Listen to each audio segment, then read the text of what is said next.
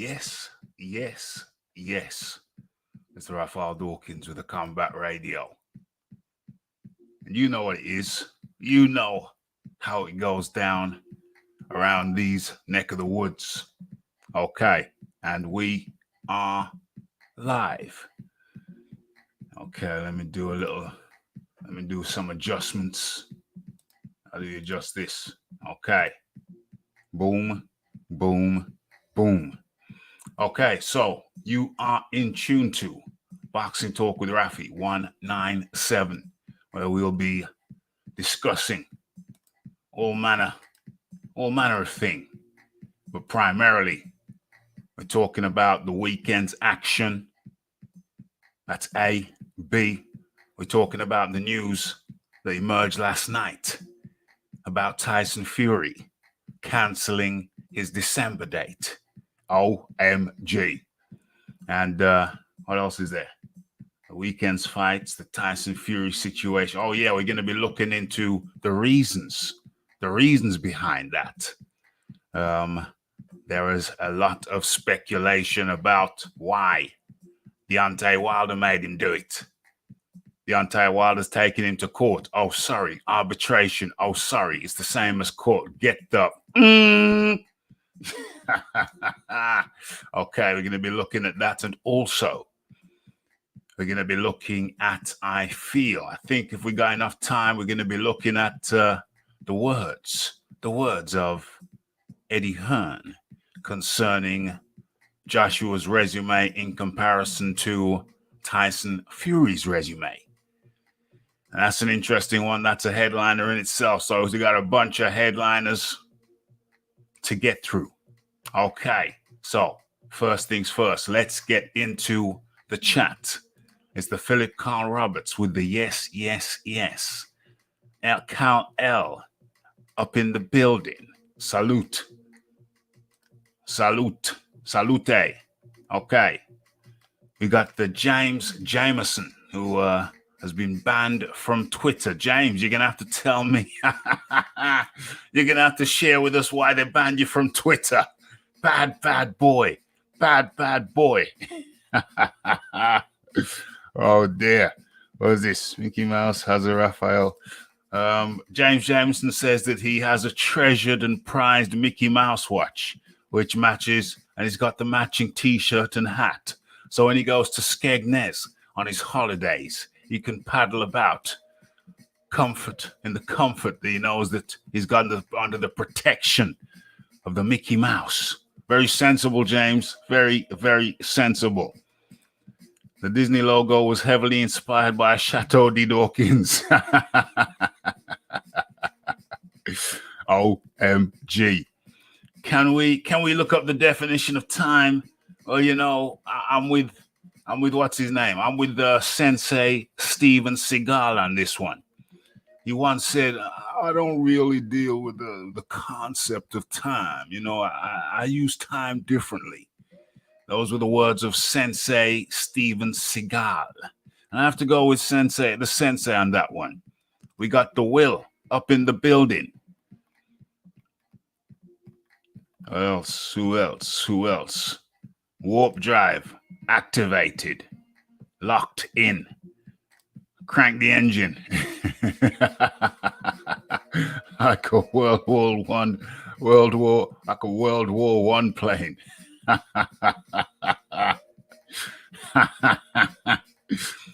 The Gucci Kid up in the building. Wilder's fighting for Bridgerweight. Damn.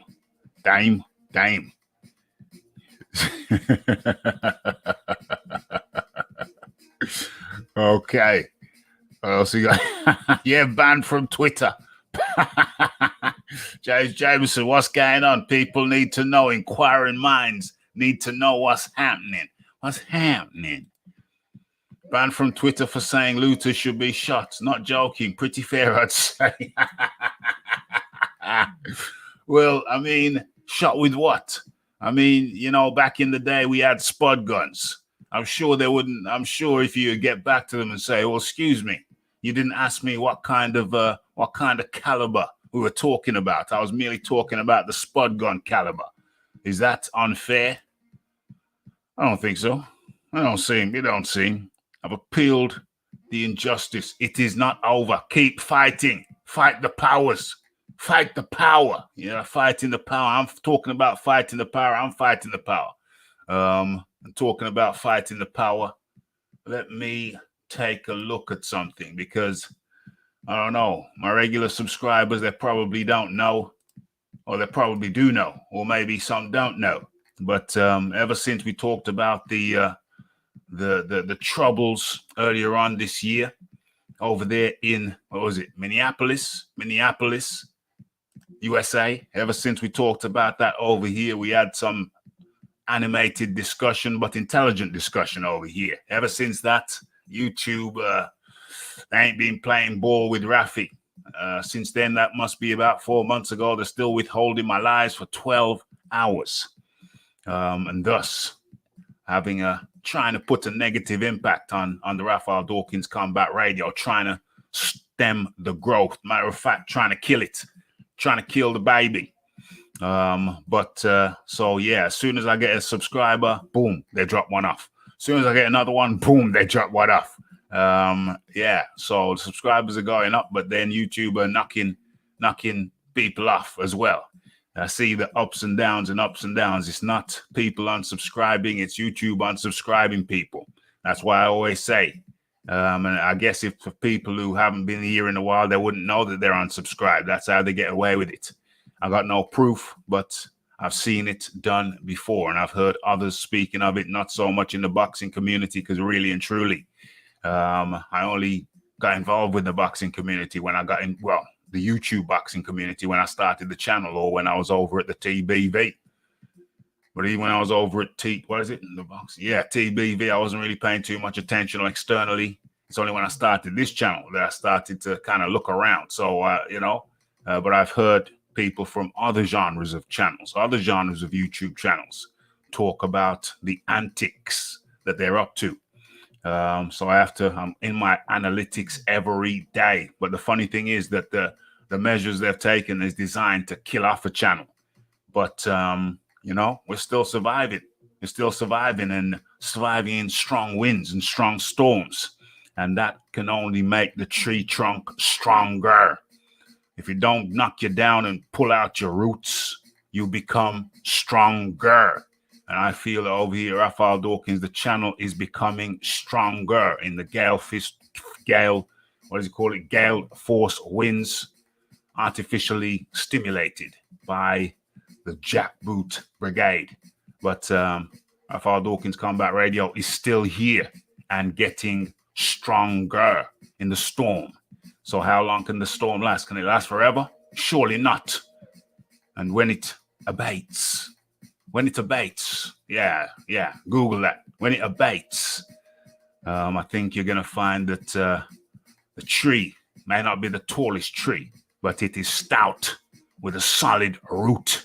So that's what we're building over here, bros and ladies. I don't know why I said bro. I meant to say folks. That's what we're doing over here. That's what I'm doing in the background. I'm checking the analytics to make sure that even though the growth in height may not be as rapid as it could be, the growth in the roots, the root growth is flourishing.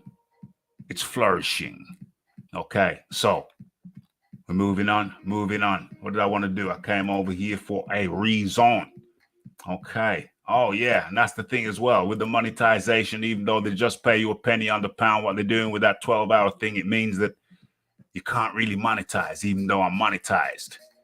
Monetized through the adverts, etc., but they every time I click the monetization button, I'm doing it right now, and look what's going to happen. It's going to say what's it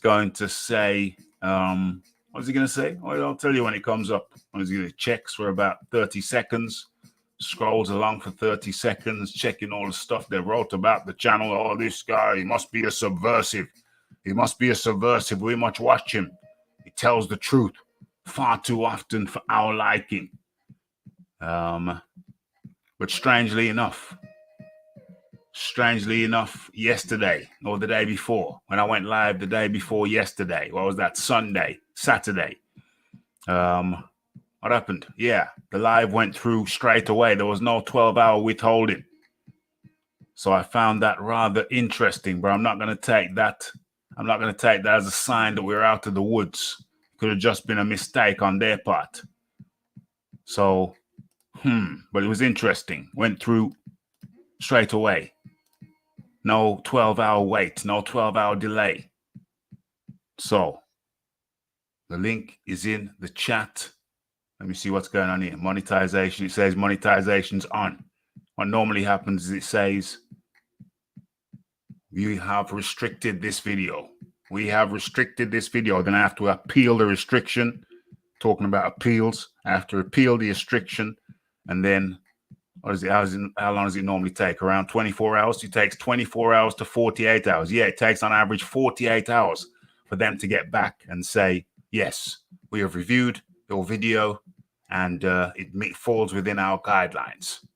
And so they activate the monetization, but the monetization is primarily active in the 24-hour period after a live, or the 2-day period after a live. What they do is keep it restricted and then activate it 2 days later. I'm telling you, man, it's like some subversive shizzle that I'm living through right about now. But it's interesting, and I always believe that that which doesn't kill you makes you stronger. So I'm a firm believer in that. Okay. So that's just a little background information about what's going on behind the scenes with what do you call it? Dawkins versus YouTube. Okay. So what we got here? We got Don ZB up in the building. The link is down below. Where's the Mad Doctor?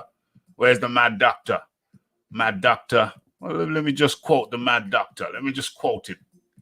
Let me just pull up this thing so I don't misquote nobody. Mad Doctor, link is down there. Come on in. I know you want some more beatings.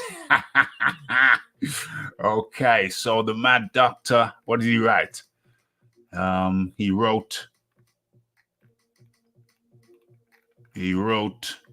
what did he write? Okay, the Mad Doctor wrote, facts are not subject to a vote, lol. And then he printed up something on the Merriam-Webster.com. Yeah, arbiter. I responded, it is not uncommon to have a vote after a debate. So you are once again incorrect. At least you're consistent. Lol. Definition of a magistrate, any individual who has the power of a public civil officer or inferior judicial officer, such as a justice of the peace. The various state judicial systems provide for judicial officers who are often called magistrates, justices of the peace, or police justices. The authority of these officials is restricted by statute, and jurisdiction is commonly limited to the country in which the official presides. An ex-judge is not the same as a magistrate. A magistrate is state sanctioned. That was written by me. Damn, sounds heavy. Sounds heavy duty.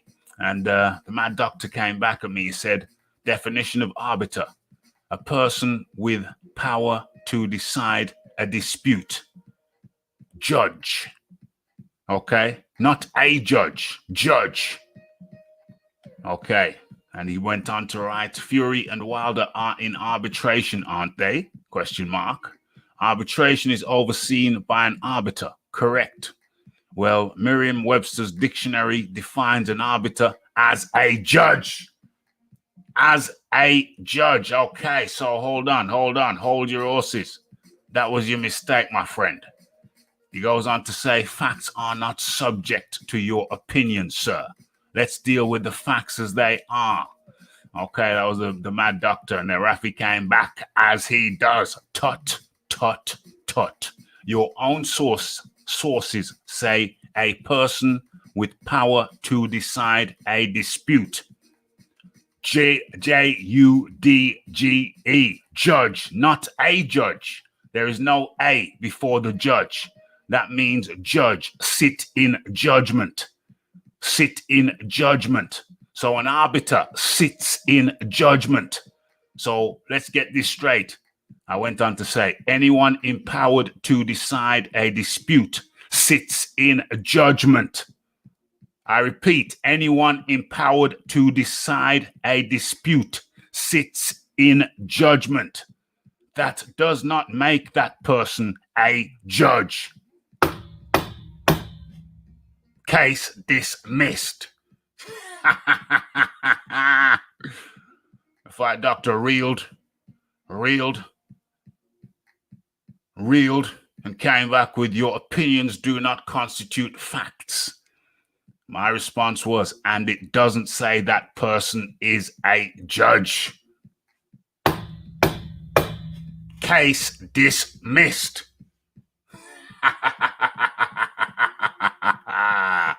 Cue evil laugh. Okay. Let's close that shizzle down. Let me get back into the chat, see what's going on. Fight the power. Yeah, now that's a man who had to watch. That's a man who had to watch.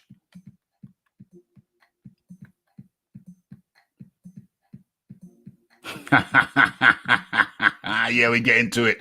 We know what it seems. We know what topic people want to talk about. So letting Evelyn hits the nail on the head. The link is in the chat because we just decided that is going to be the first topic. I thought it would be. I thought people would want to talk about that first before the weekends. Bonsai tree. Before the weekend's fights, I suspected that. Sad about the Fury cancellation. Yeah, that's what we're going to talk about first. Link is in the chat. I know some of you people are going to want to talk about it, so it's there. Come on in. Don't mess around. Don't skedaddle. Okay, there's a lot of comments going on here. The thing is on heat. If Fury could decide or could organize a fight for December, why couldn't Wilder make it happen? TV, ESPN. ESPN didn't want it. ESPN didn't want it. Fury with Showtime didn't want it. I said it was a full structure, full schedule. Okay, so without much further ado, let's get into. Let me share. Where is it? Sure, I've got an article up on this thing. Let's find it and pull it up, shall we? Okay. No, I don't want that. Haha, here it is. Here it is. Okay. Oh, and as I was just saying, strangely, this thing says my monetization is on. It says I'm monetized. This video is being monetized. There's no rigmarole, no malarkey. Can this be true? Am I through the woods? Have I made it through the woods? Says monetization's on. What's going on? Monetization's on. What the hell is going on? Have they taken the noose from around my neck? Have they taken the noose from around thine neck? Is the noose off?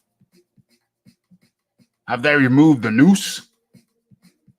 Damn. You see what persistence does? I don't know if it's true, but I hope it's true. And if it is true, it's a testament to persistence. Didn't let it get me down. I just kept on pushing hard. If this is the case, it looks like they may have unshackled. They may have unshackled the Rafi. They may have taken the chains off. Damn. It's interesting. Very, very interesting. I will keep everyone abreast of developments. Okay, but in the meantime, let's get into this topic. Okay, so let's make this a little bigger. do it a different way. Let's do a different style. You know, Rafi, the Rafi's always switching up styles on you. Always switching up styles on you. Okay, so let's do it this way today. Okay, so where are we? Where are we? No, it's gonna have to be bigger. Yeah, that's much better. That's much better. Let me drop this thing out here. Let me drop that down. It doesn't obscure your view. Okay, so Tyson Fury's return has been pushed back to 2021.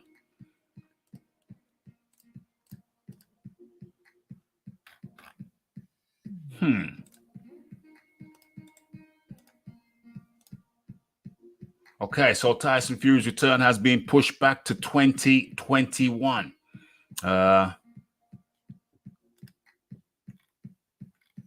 Rumors of a December 5 ring return for the lineal heavyweight for Tyson Fury were ultimately dismissed by the man himself, who now seems poised to focus on an epic run in the new year. The Gypsy King is returning in 2021, Fury announced via his verified social media account. Verified, I say, verified. Only those that have supported me 100% since my comeback will be with me for the glory. Only those that have supported me. Okay. So it's off. Long story short, it's off. If you don't want to know the full details, I go into the full details in the video of this topic. And so by all means, go check that out. People are saying that they've inserted Deontay Wilder into the discussion. People are saying that, oh yeah, you had to call it off because Deontay Wilder took him to court, took him to arbitration. So the arbitrator is going to call it off, even though they haven't gone to arbitration yet. Even though they haven't gone to arbitration yet. So how could the arbitrator have called it off? So they say, okay, then. Well, he knows what the arbitrator is going to say, so he's called it off. He's not going to do it because he knows he's going to be trouble with the arbitrator. No. That is just one view taken by certain people who are myopic and they only see the small picture, don't see the big picture. They don't take a look around in the field. They just look at one spot and focus on that one spot, not realizing that's just 1% of the picture. There's 360 degrees in a circle. So surely you'd have to analyze and evaluate at the very least 180 degrees. But no, they just want to look at 1%. They just want to look at one spot. That's just 1%. What about the other 360 degrees, much less the 180? So for those without blinkers on, no, you will know that it is entirely possible, if not probable, that the real reason the Gypsy King has canceled or had canceled the December date is for commercial stroke financial reasons. ESPN weren't with it. Showtime, that's Fury's people, they weren't with the December date. So that leaves BT Sports. And you remember, the BT Sports don't have the deepest pocket in the game. Tyson Fury, now he's had a taste of some long money. He had a taste with some long money against when he was the challenger against Klitschko 5 years ago, when he had the boar meat incident, when he was eating some wild boar meat in their entrails. Apparently that's where a lot of the testosterone is found, in their entrails, the tripe. So when he was eating wild boar tripe, around that time, he had a taste of some long money. And then the second Wilder Fury fight, he had a big taste of some long money. That was some big money. That was some long money. I overcharged people seats. The seats were very expensive. And so they had a live gate of something like 17 mil. That was a very, very handsome live gate with expensive seats. And so I guess Tyson Fury wants that long money again. But I guess showing the fight being in the UK, shown on BT, and only being shown over in America in the late afternoon, early evening, it was not optimal when it comes to making that money. So I think it boils down to money. Absolutely nothing to do with the bronze bomber. Potentially absolutely nothing to do with the bronze bomber. So for all those saying, yeah, Tyson Fury, Deontay Wilder stopped him because Deontay Wilder was taking him to court. So, you have to call off the fight. For all those saying that, you're just looking. So, for all those saying, yeah, that was a late sound check. Let me have a look. Okay, so what's going on here? Let me share this with a secret society. There's a secret society member who definitely needs to hear this, who would definitely disagree. So let me copy that, and let me copy this and shoot it out into the secret society. Okay, let's copy that. Then I'll get into the chat. Chat's been moving fast. Let me share this with the secret society. Where are we? You should use the... Okay, let's bung this out there. Bam. What was that? Let's bung this out there. Bam. What's this? No, I won't put it there. Let me put it in my own little place. Bam. Okay, so that's shared. Let's get into the chat, see what people are saying. So, okay, Iron Kong up in the building. How do you do? Good to have you.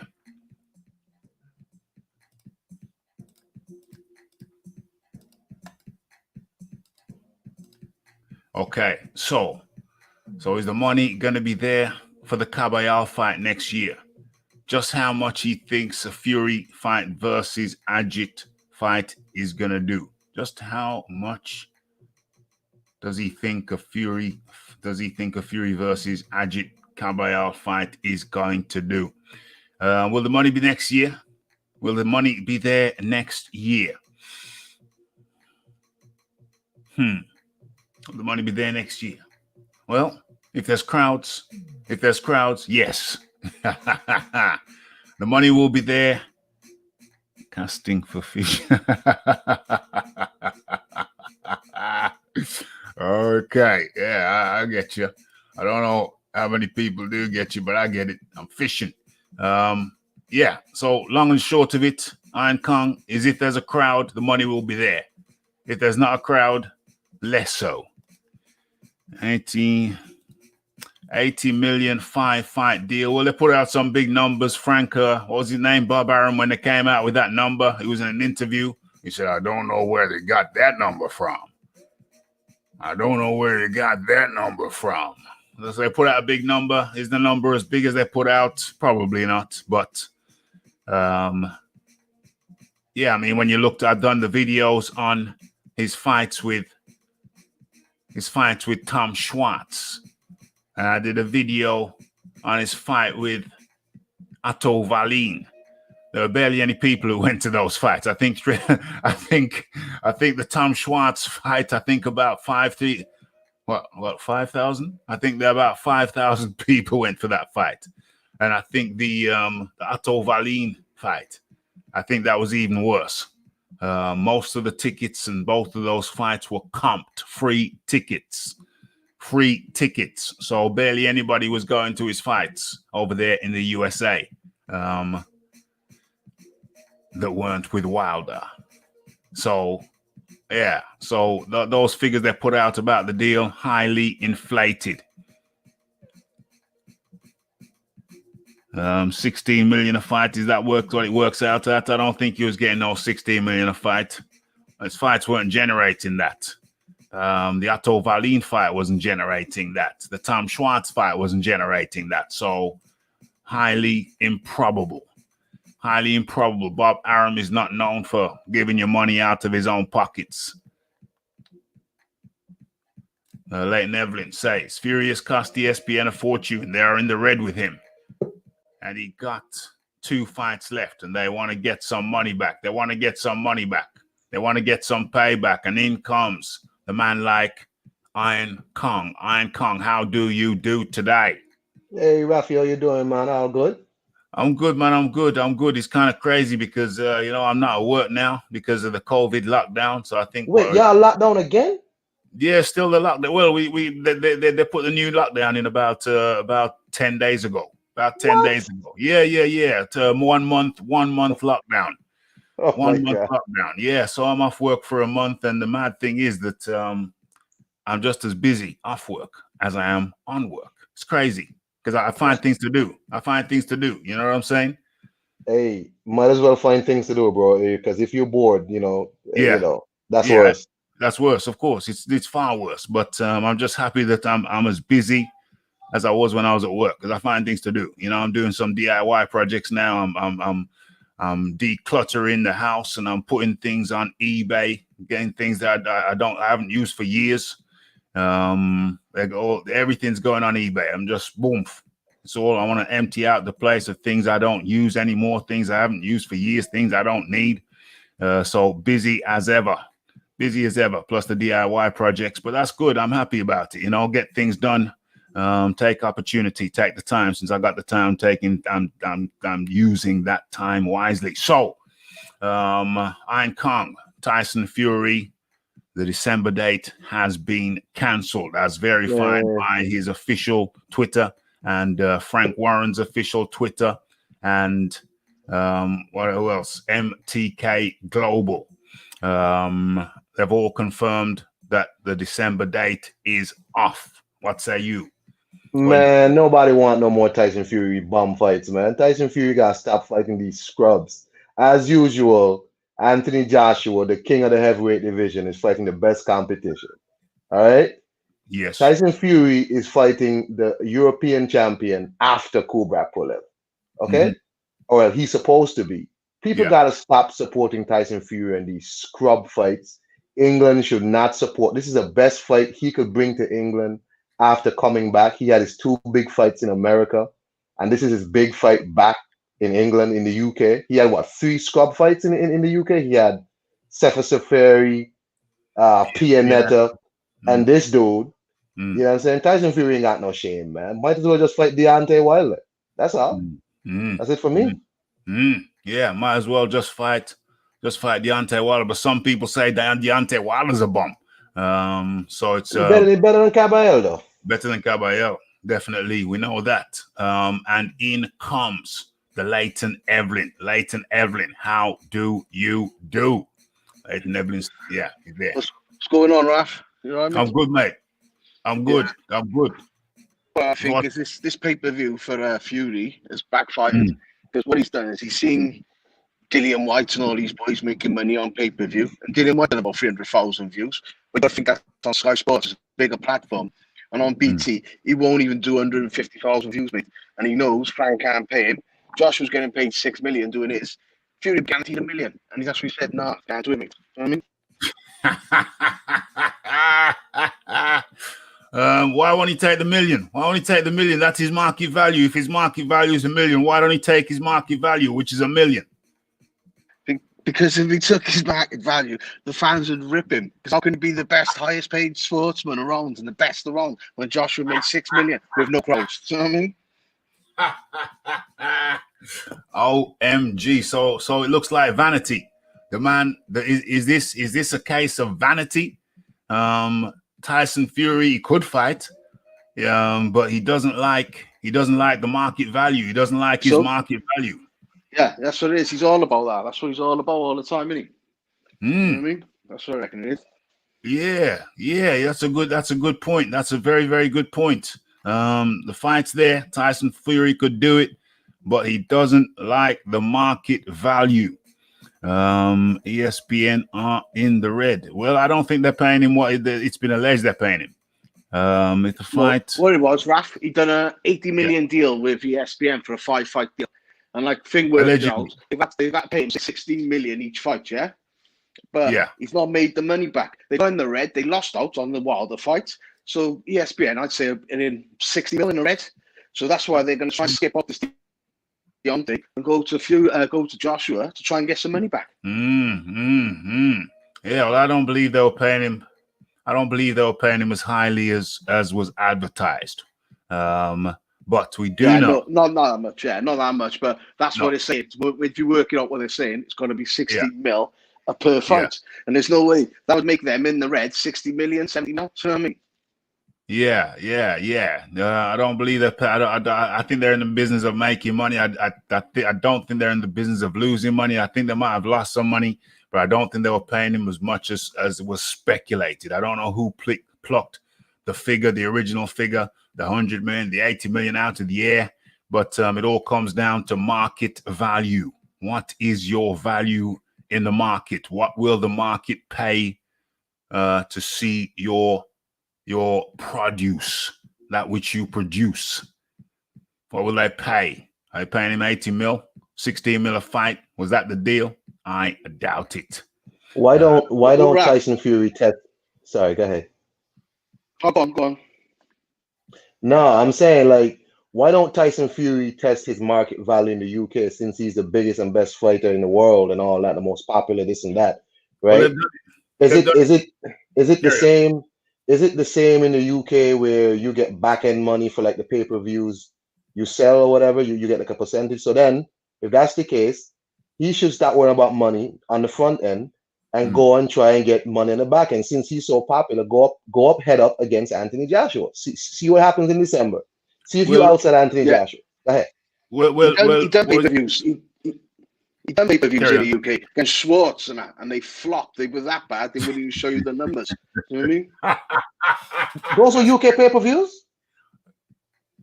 You had to pay for them. You had to pay for them. Wow. Yeah, it was kind of crazy. It was nonsense. I think you had to pay. I think there was some of them fights were pay-per-view. Some of them fights were pay-per-view. And subpar opposition, subpar performances. And it's interesting because everybody's talking about that they're scrapping it because of Deontay Wilder, but that's just one way of looking at it, and I don't think that's factual because the thing hasn't gone to arbitration yet.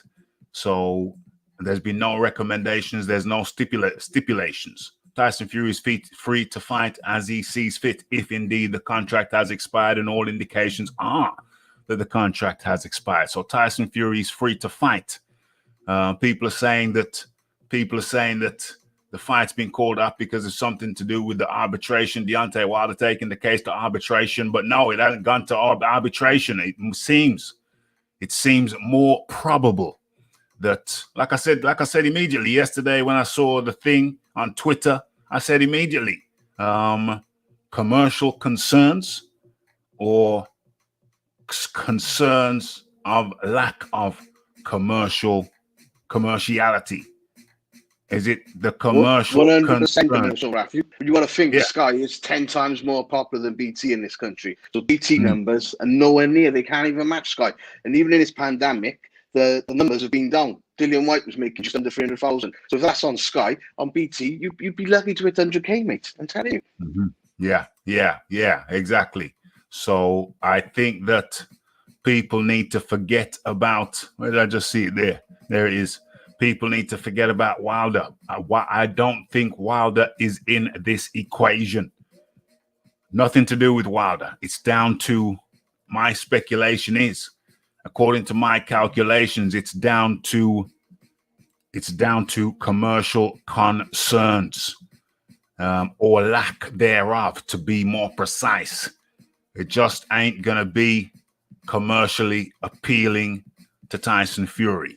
There ain't no money in it, or not as much money as he would like to think. So commercial, what do you call it? Commercial concerns, I think, is the key here. That's the big consideration. And I think that is ultimately the reason why Deontay or Tyson Fury won't be fighting in England in December. It's down to commercial concerns. Okay, so King Ebenezer, let's go into some of these topics. Stephen Mahler says vaccines are on their way. Hopefully this COVID will be sorted out late next year. Question is, will people take the vaccine? Well, you know my opinion on it. So I think I might be good again with the YouTube. So I'll just button my lip on that one, but I think I have spoken on the vaccine before. People want to take the vaccine, they're free to take the vaccine. The thing's being rushed out. I don't know. Hey, listen, me personally, I can only speak for myself. And in comes Phil Walker. Phil, I'll get to you in a second. Good to have you. I haven't taken a vaccine since I was a child. I don't take the flu jab, the cold jab, whatever other kind of jabs. I don't take them. I think we were all born with an immune system. And if you keep yours optimal, then, well, I can only speak for myself once again. I tried to keep my immune system optimal. Science don't work like that, mate. Science don't work like that. When there's a drug around, it's got to be, because that's how you got rid of polio, so you got rid of loads of drugs. You've got to take a vaccine to vaccinate people to get rid of it. If people don't take vaccines, then it'll never go away. Okay, so let me put this to you. Since I can't, what's the particular point? Okay, so there's an argument that drug companies now don't make drugs to cure people because there's no money in it. They make drugs to keep things sustainable, keep things at a certain level, but there's no money in curing people. Mate, that's just all conspiracy theory. Because drugs make you better. But all right, someone is getting rich off it. I'm not going to lie about that. But drugs do make you better, mate. Say that again? I'm saying the drugs that people make, someone's getting really rich off them. I'm not going to deny you that. But you can't say the painkillers and that don't work, because they do. Or treatment for drugs do work, mate. People got cancer, they have treatment, they do work. So drugs do work. But someone's getting rich off it. Hold on a second. Are certain illnesses being cured or managed? Well, it depends what you're reading it from. Because if someone's got a disease and they've took the drugs and cured, then it's not being managed, it's being cured. But if it's an incurable disease, then you're managing it for pain and that. Right. So the money's coming from management, not curing. If you cure something, you can't sell the drug anymore. The money, there's an argument to say that medicine now the drug companies now are more focused on managing. Yeah, but Raf, it's different diseases. You give me a disease and then we'll say if it's managing it or it's curing it. Okay. Well, that's another show, but you've got 2 points of view there. That's why you got to love the Raphael Dawkins Combat Radio. You know, I'm saying one thing, Leighton's saying a different thing, and you have to decide. Does the flu jab work? Does it work? I don't think it works. People have to take it every year. Every year it don't work. There's no cure for flu. You can't cure flu. It's always wrong. It's always going to be that. And whatever they do, the flu it changes. There's no cure for flu. Yeah. Well, there was no cure for polio until they cured it. So there's no cure until there's a cure. Polio don't mutate and change as much as the flu. The flu is known as a virus. It's indestructible. It changes all the time. But the polio, it didn't change. That's why they could cure it. So can I comment on this? Phil Walker, in comes the Phil Walker. Phil Walker, how do you do? Come on in. I'm doing well, man. You know, I really think it's this is just my opinion, of course. I think it's probably comes down to whether if you contract the disease or sickness, if what's the fatality rate, right? If it's something that kills, like let's just say like Ebola, right, which has a extremely high death rate, right? Which is no cure for that, right? So you talk about a disease that somebody can catch, such as the flu. Where Phil, you're wrong. There is a cure for Ebola. There is a cure for Ebola. Okay. Ebola is 100% deadly if you don't have treatment. But if you have treatment, you can be cured. Okay, well, still doesn't change what I'm about to say. If you let's just say like a disease, something like the flu or something, the case of the COVID, where I think people can catch it and still survive. I think they say, okay, well, let's weigh the numbers and let's see if we can manage this versus coming up with a cure for it. You understand what I'm saying? I just think they just kind of weigh the numbers and decide whether they want to come up with a complete cure or whether they just want to manage the disease. You know, I think it just depends. Something like Ebola, I mean, with 100% death rate almost, okay, like my man just said, they have a cure for that. So they probably did the numbers and said, okay, this is not something that people catch and they can live. So we need to come up with a cure for it versus somebody can catch this, they can live. So let's just manage it. I think they weigh the numbers and see what the situation may bring in the future. I think anything that they can cure, they should. But I mean, I'm not a scientist. I'm not a doctor. That's not my field. I'm just giving what I think my opinion is on how they do what they do. How they do what they do. Okay. So, like I said, I'm not a doctor, but I heard it said, I heard it read, I saw it read or wrote that I should have made a note. I should have copied the link. I should have brought it up here, but I didn't know we were going to be talking about this today. So it's okay. We're going to revisit this when the Rafi has some evidence to provide. But I do recall getting some information from a source. I do not recall that the medical field now, the field of medicine, the big corporations, the multi-billion drug corporations are more concerned with developing drugs to maintain or manage illnesses rather than cure them. Leighton Evelyn has a different point of view. Raph, what I say is with that, in America, I agree with you because they got to pay for everything and all that all the time. Their companies make money. But over here, it's completely different. All our medicals is free. So it don't cost people nothing. So it'd be better for our government to just cure us. Do you know what I mean? Over America, they need to keep it going. But a lot of the big drug companies do come from America. Yeah, but it don't cost us. It costs the government, the taxpayer. Over in America, they got to pay like $400, $500 each time they go to hospital. Over here, we don't pay nothing. I could be in hospital for 4 months and walk out with nothing. Well, I mean, let me also. We're still paying our taxes though. Yeah, I mean, you pay national insurance. £15 a week. That's minor. It's nothing. So, but I mean, whether it's free or not, I mean, it's not completely free. They're getting money from the taxpayer some kind of way to pay for this medical help. I mean, but here in the States, the problem is, no, I got you, man. I'm not debating, brother. Just listen to me 1 second. Calm down, man. I'm not debating whether it's free or not. What I'm saying is, okay, when you go to the doctor, it's free, but you still have to pay taxes.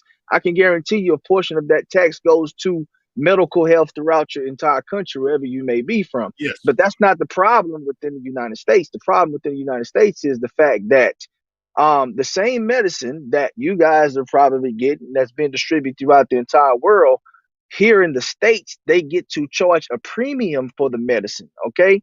So this is why health insurance in the States is so expensive, because it's the same medicine. They're using the same ingredients, But why do you get to charge more here?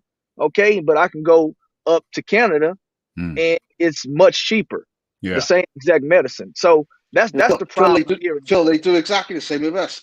You can buy the same medicine in India, say $16, but then when they sell it to the NHS, they charge us $32 because they know the NHS will pay for it. It's the same type of thing. Yeah. So they do charge. We do charge. It comes out of our taxes, and they're often looking and as well the quality of service in a lot of the hospitals, or the hospitals in general, has gone down. That is the general perception. So the standard of care has gone down. So you're looking now, that's why more people are switching over to private health insurance, as well as paying for the National Health Service. So yeah, these things cost, and it is more beneficial, arguably, for these drug companies to produce medicines which manage illnesses rather than cure diseases. It's just one point of view. It's one point of view. I need to remember where I got that intel from and bring it up, and we can do a show containing it, although we're already doing a show containing it. Okay, so what can we say here? Okay, so let's get out of that. I don't know how we sidetracked. I don't know how we got onto that. I don't know what was the root cause of me going into that, but it's nonetheless. Oh yeah. Spectators in the show asked the question. Somebody raised a question in the chat. No, I remember what happened. And Kong asked me about I told him that we were gone back into lockdown for a month. And I think that was the stem of it. But yeah, so that's that. And we get back to the root of what we were talking about. So you came in at the perfect time, Phil Walker. I don't know how long you've been listening, but we're talking about Tyson Fury. Tyson Fury has called off his December date, December the 5th, called off the December date and pushed it back to 2021. And a lot of people have different views on why he would do that for you from America. I know there are a lot of channels over there saying it's because Deontay Wilder has taken him, or is taking him to court or arbitration, and so he can't fight. What's the American view? What's the view coming from America? That's what I've seen. What's going down over there? What's the word? Well, I mean, I can't speak for, anybody else in America, but I think it's probably more so the fact that, honestly, I don't think Tyson Fury has probably been preparing himself very well. That's the first thing I think. The next thing I think is, on top of that, is I don't think I'm not going to say cash flow, but in a sense, the cash flow is there. I just don't think they want to provide the cash flow for something like this during the pandemic, when, especially since we've gotten news that a vaccine may be available. And I think it would probably be more wise to see how well the vaccine works. I think it would be wise to see if states and people are going to start going out to events again. Because at the end of the day, these boxers are investments to these companies. So with the latest news about the vaccine, tied into with, Tyson Fury not fighting a very reputable opponent, on top of, I don't know how serious Tyson Fury has been during this whole COVID fiasco, I think it's probably a wise business decision for anybody to say, hey, you know what? Let's just wait, because we got good news about the vaccine. We can kind of see how this shapes up. And in the meantime, you can keep, working on your craft and possibly even get a better opponent in there. And we can actually make a lot more money, let's just say in 3 months from now, versus you meeting that December 5th date. That's what I feel. Yeah.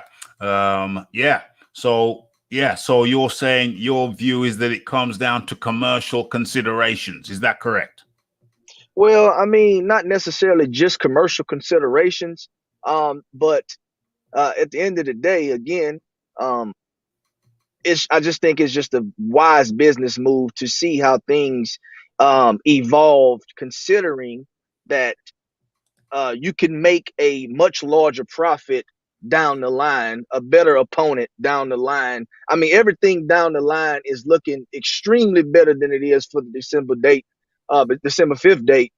So I think it's just, wise just to wait. And I mean, on top of just waiting, yeah, absolutely. These guys want to try and get as much money as they can. So I do think it has a significant um, amount of commercial value and dollar amount that goes into these things, because again, like I just mentioned, these guys are investments, and ESPN just don't want to spin their wheels with these guys. They want to put out the best product possible, and on top of putting out the best product, they want to make money, because you can put out a good product and still don't make any money on it, right? So I think these guys want to put out a good product as well as make great financial decisions, or at least make as much money as they can so they can stay in the black, or get into the black. I don't know if they're in the black currently, considering what's been going on. So everything you said there relates to commercial concerns. Yeah. So is it down to commercial concerns? Why do you feel it's down to commercial concerns why Tyson Fury has opted not to fight in December? No, I don't think so, because I tell you what, man, let's just really look at it. I mean, ESPN has been paying this guy, however much money. I would think that they would probably pay him close to the same amount they paid him for fighting those other ridiculous fights. This is no different than those, outside of the whole COVID thing, right? I mean, at the end of the day, okay, let's think about it. You got a gate. My brother went to the fight when he fought in Las Vegas. I mean, I think he said the tickets were super cheap. Half the people got the tickets for free. So I don't think this is no different than those other fights, to be quite honest with you. You understand what I'm saying? When you break it down, ESPN has been paying this guy, I don't know how many millions to fight these bums.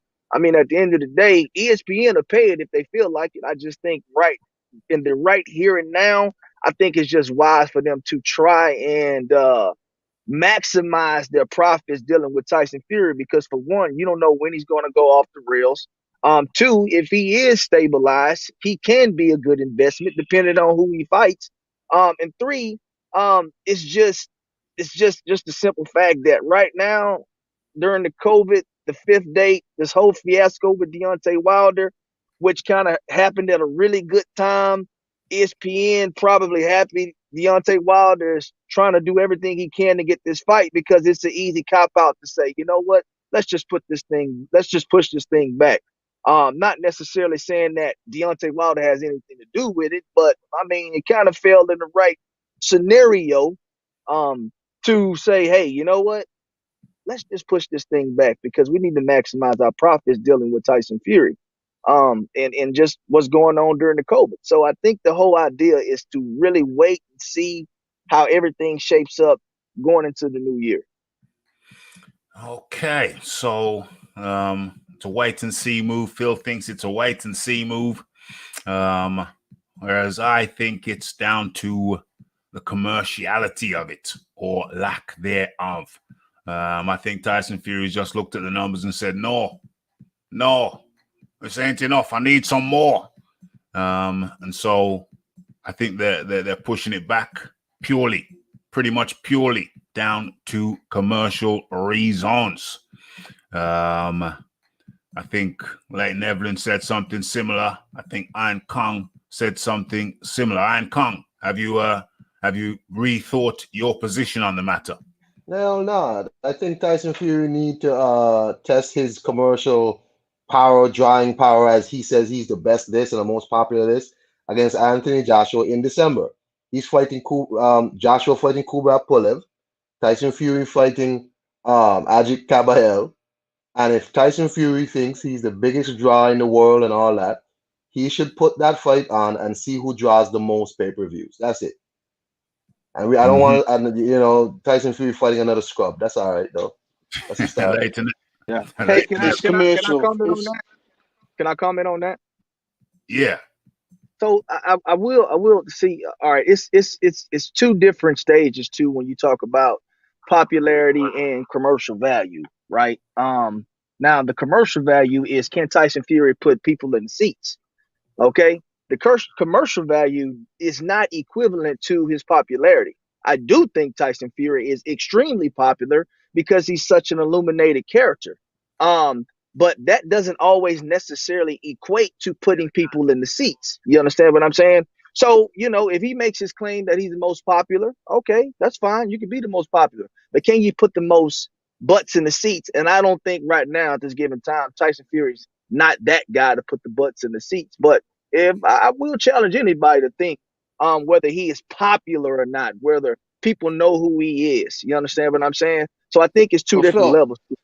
Phil, let me say something, because with us, just give you an example, with Anthony Joshua, when his fights are on, you've got girls that'll travel all together to go and watch his fights. You've got grandmothers that'll watch his fights. You've got loads of like that. Tyson Fury's only got a one certain hardcore audience, whereas Anthony Joshua is a household name in Britain and all the way through. He's liked by women, old women, young people, old people. So his commercial value is way up there, and his popularity shows he's way up there. Do you know what I mean?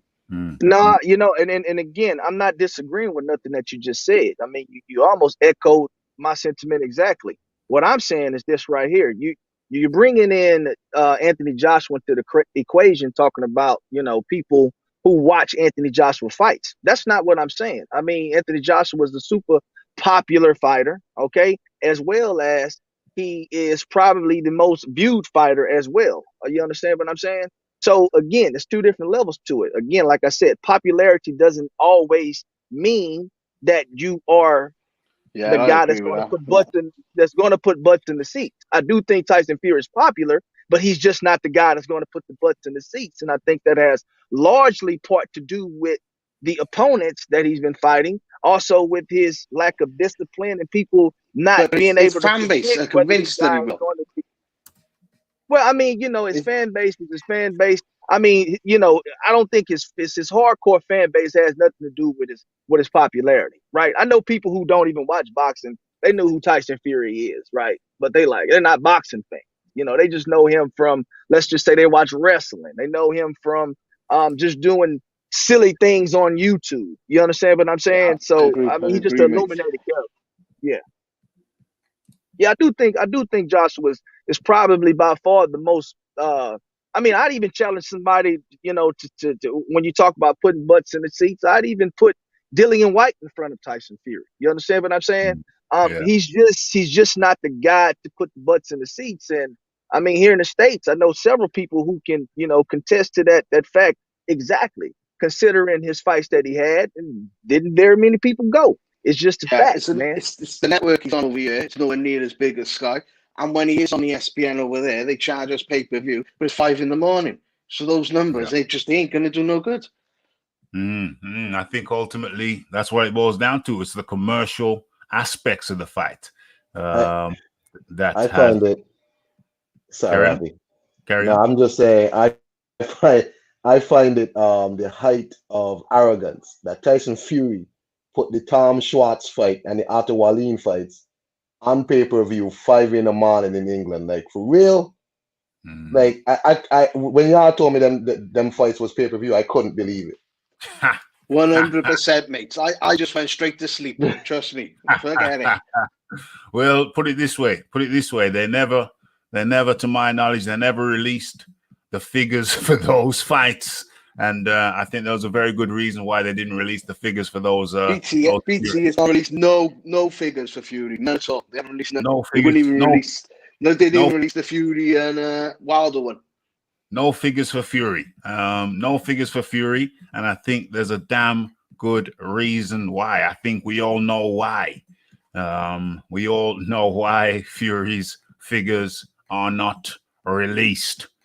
So I think it's just simply down to commercial reasons, and it's unfortunate. But that is the way it is. So I was hoping that we'd get somebody. Rafi, just real quick, the reason why I don't think it's commercial reasons is because, I mean, ESPN's been they've been. I'm not gonna say I don't know their financials, but I can imagine that they've probably been not making any money. I don't know if they've been losing money, but I don't know if they've been making money on Tyson Fury, and they've been doing it. I mean, for quite some time now. But So just because you're doing something, it doesn't mean you're going to perpetually do something. If they're not making money off it, then there comes a time where they're going to say, "Well, no." And another thing is, like when he beat Vladimir Klitschko and he was popular, his height was as popular as he was in Britain, he come out with statements about gay people and all this stuff. And that's why Britain, they won't accept him, mate. They won't accept him. Not, you'll have your hardcore fans, but not everyone. The commercial value of him, they won't accept him from his comments because you don't know what he's going to say. Yeah, well, that's another factor. I think he's done some healing and some repairing since then. But still, bottom line is, I mean, if the consensus is that they're not making money on the guy, well, how long do you continue doing something that's not making you money when you're in the business of making money? If that is the case, there's going to come a point where they just say no. What happened? That happened with Wilder. When what was that fight that they said no to? Wilder was going to have a fight. They said no to it. What fight was that? I think it was Brazil. Showtime wouldn't pay him the 20 million he wanted, so he went on to Fox. Oh, that's right. Yeah. no, he fought Brazil on Showtime. So Showtime. Showtime actually, Fox yeah. didn't want any of the money, and Showtime end up giving them the money because that's when the zone offered them all that money. No, it was Showtime. Louis Ortiz, and it was a pay-per-view for Louis Ortiz. They said no to him or something. It was definitely one of them. They said no. Yeah, it was one of them. 100%. They said no to one of them. Yeah, they said no to one of his fights. Phil Walker is correct. The zone offered him 20 million for the Brazil fight to try and get him over there to fight Joshua or whatever. Yeah. And he was like, well, okay, well, these people offer me 20 mil. Fox pay me 20 mil. They said no, and Showtime put up the money, made a big loss, and and it was a problem for him. And then it's the Ortiz rematch. It's the Ortiz rematch. It was the Ortiz rematch. Someone declined it. Someone declined the Ortiz rematch. Yeah. It was the Ortiz rematch. Showtime declined the Ortiz rematch because they took such an incredible loss with the Dominic Brazil fight. Exactly. Okay. And then he fought on Fox. That's what happened. Oh yeah, that's right. The Brazil 20 million put Showtime in a bad position. Yeah, I don't believe they paid him 20 million. It wasn't 20 mil. It wasn't 20 mil because Steven Espinosa came out at the time and said we can't match the zone, what the zone would pay for the fight, but we have a good relationship. We believe in loyalty. And Deontay Wilder shook his head, said, "Yeah, I can tell you this right here. I don't know. Hold on. We believe in loyalty, and so Deontay Wilder is sticking with us, and he had that fight and left." Yeah, I don't know how much money they gave him, but all I can tell you is this right here. However much money they gave Deontay Wilder and Dominic Brazil, put Showtime in the bag, it was too much money. So whether it was 20 million, whether it was 7 million, I don't care if it was 3 million. Showtime said it wasn't worth the cost of admission. So that's just the fact of the matter. Espinosa came out and said itself that nearly bankrupt Showtime. So there you go. So that's what I'm saying. So the networks, if they feel that no, they can't put their foot down and just say no for commercial reasons. So it's happened before. There is a precedent for it. So have they done it again? Did the networks just say no? Or did Tyson Fury, as I believe, just looked at the money and said, nah, I ain't fighting for that. Scrap that. Forget that. Well, let me ask you something, Rafi. Yeah, carry you on. and Leighton. Let me ask y'all something. Fans are back in the UK. Tyson Fury and Ajit Kabayel fight. And fans are alone in the stadium. Does Tyson Fury, Ajit Kabayel sell out a large stadium in the UK and do big pay-per-view numbers? No, not at all. I don't think Not at so. all. I don't think so. Why? Because it's Ajit Cabal. It ain't. You'll get some people turn up. You'll get some thousands. You'll get a few thousand if. Yeah. You get a couple. You get about 10,000. Get 10,000. Yeah. The tickets would be Yeah. cheap. Tickets Yeah, would be you'll cheap. get And 10,000. if we went on pay-per-view, it'd be shocking. But if he fought someone of real stature, then it would do well. But he don't fight people of real stature, does he? Well, my answer to that is this right here. Okay, first and foremost, I thought Tyson Fury couldn't even fight in the UK, so that's the whole nother conversation. And second thing, you just got to apply for your license. It takes 6 weeks. That's no problem. Yeah, 6 weeks license. yeah, but I heard I heard it was like a super band or something like that. Anyway, that's irrelevant. So No, come back. what he done is he left his license go. Because he wasn't fighting in Britain, he doesn't need a British license, so he just let it go. Didn't have to renew it or nothing. But if he wants to renew it again, he just got to apply for it again. Yeah. So again, like I was saying, I thought he wasn't supposed to be able to even fight in the UK, but if all he has to do is apply for a license, that's fine and dandy. But still, I mean, at the same time, I don't think. I think part of the reason why Tyson Fury was trying to make his run here in the States is because I don't think he has that. I just don't think he's not the guy in the UK, right? So, I think it's easier for him to compete. Let's just say with a Deontay Wilder when it comes to numbers versus, let's just say, an Anthony Joshua or even a Dillian White. I think he would always be the guy with the, at the bottom when it comes to competing with the numbers. It was just easier for him to compete in the United States with the United States heavyweights as far as numbers are concerned. And I think that's kind of why he made his run over here. Okay. So he's not come in, but the fight doctor has appeared. And he says, stop making excuses for Fury ducking. Ducking what?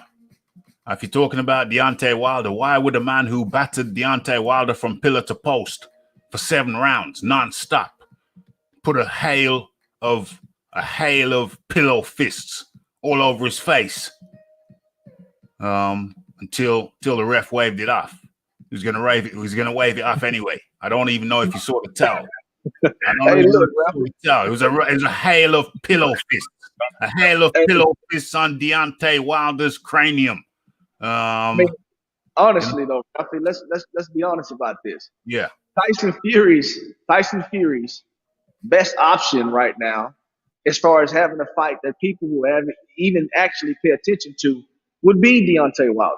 He's not finna fight Dillian White. He's not finna fight Anthony Joshua. He's not gonna fight anybody like an Andy Ruiz. So, I mean, at this point, Deontay Wilder is probably his best option out there if he wants to get paid like he think he should. I mean, it's just the fact. But it goes back to what Rafi said. Commercially, him and Deontay, if they were to fight now in January, they ain't gonna get paid the money they want to get paid. You ain't got the crowds and the pay-per-views ain't there. So he ain't gonna make it. The crowds aren't there. I think at one point Fury was saying, let's just fight. Crowd or no crowd, let's just fight. He just wanted to get it out of the way so he could get to that Joshua money. But I think the Wilder side, according to Bob Arum, he hadn't heard from Shelley Finkel since February at one point. And that wasn't too long ago. That was about a few weeks ago. Yeah, he said he hadn't heard from Shelley Finkel since February. And that was when the second fight was. So there wasn't no communication coming from the Wilder side, according to Bob Arum. No communication. They didn't seem to wanted it. And let me give you my hypothesis why Deontay Wilder was so quiet. I think Deontay Wilder was so quiet because it was his first professional loss. And he was considering retirement. That's why he was so quiet. And then there came a point where his mood switched. And it was very late in the day. His mood seemed to switch after the contract had expired. I'll get to you in a second, Dan. His mood seemed to switch. Deontay Wilder's mood seemed to switch after the contract has expired, and that's when he came out and started talking. Does that seem like a man who really wanted that trilogy fight? But now he seems like he wants it. 1 minute it seemed like he didn't want it, and now he seems like he wants it. Dan, the man, welcome in. Yo, what's up? Thanks for having me. Well, you're always welcome, bro. You're always welcome.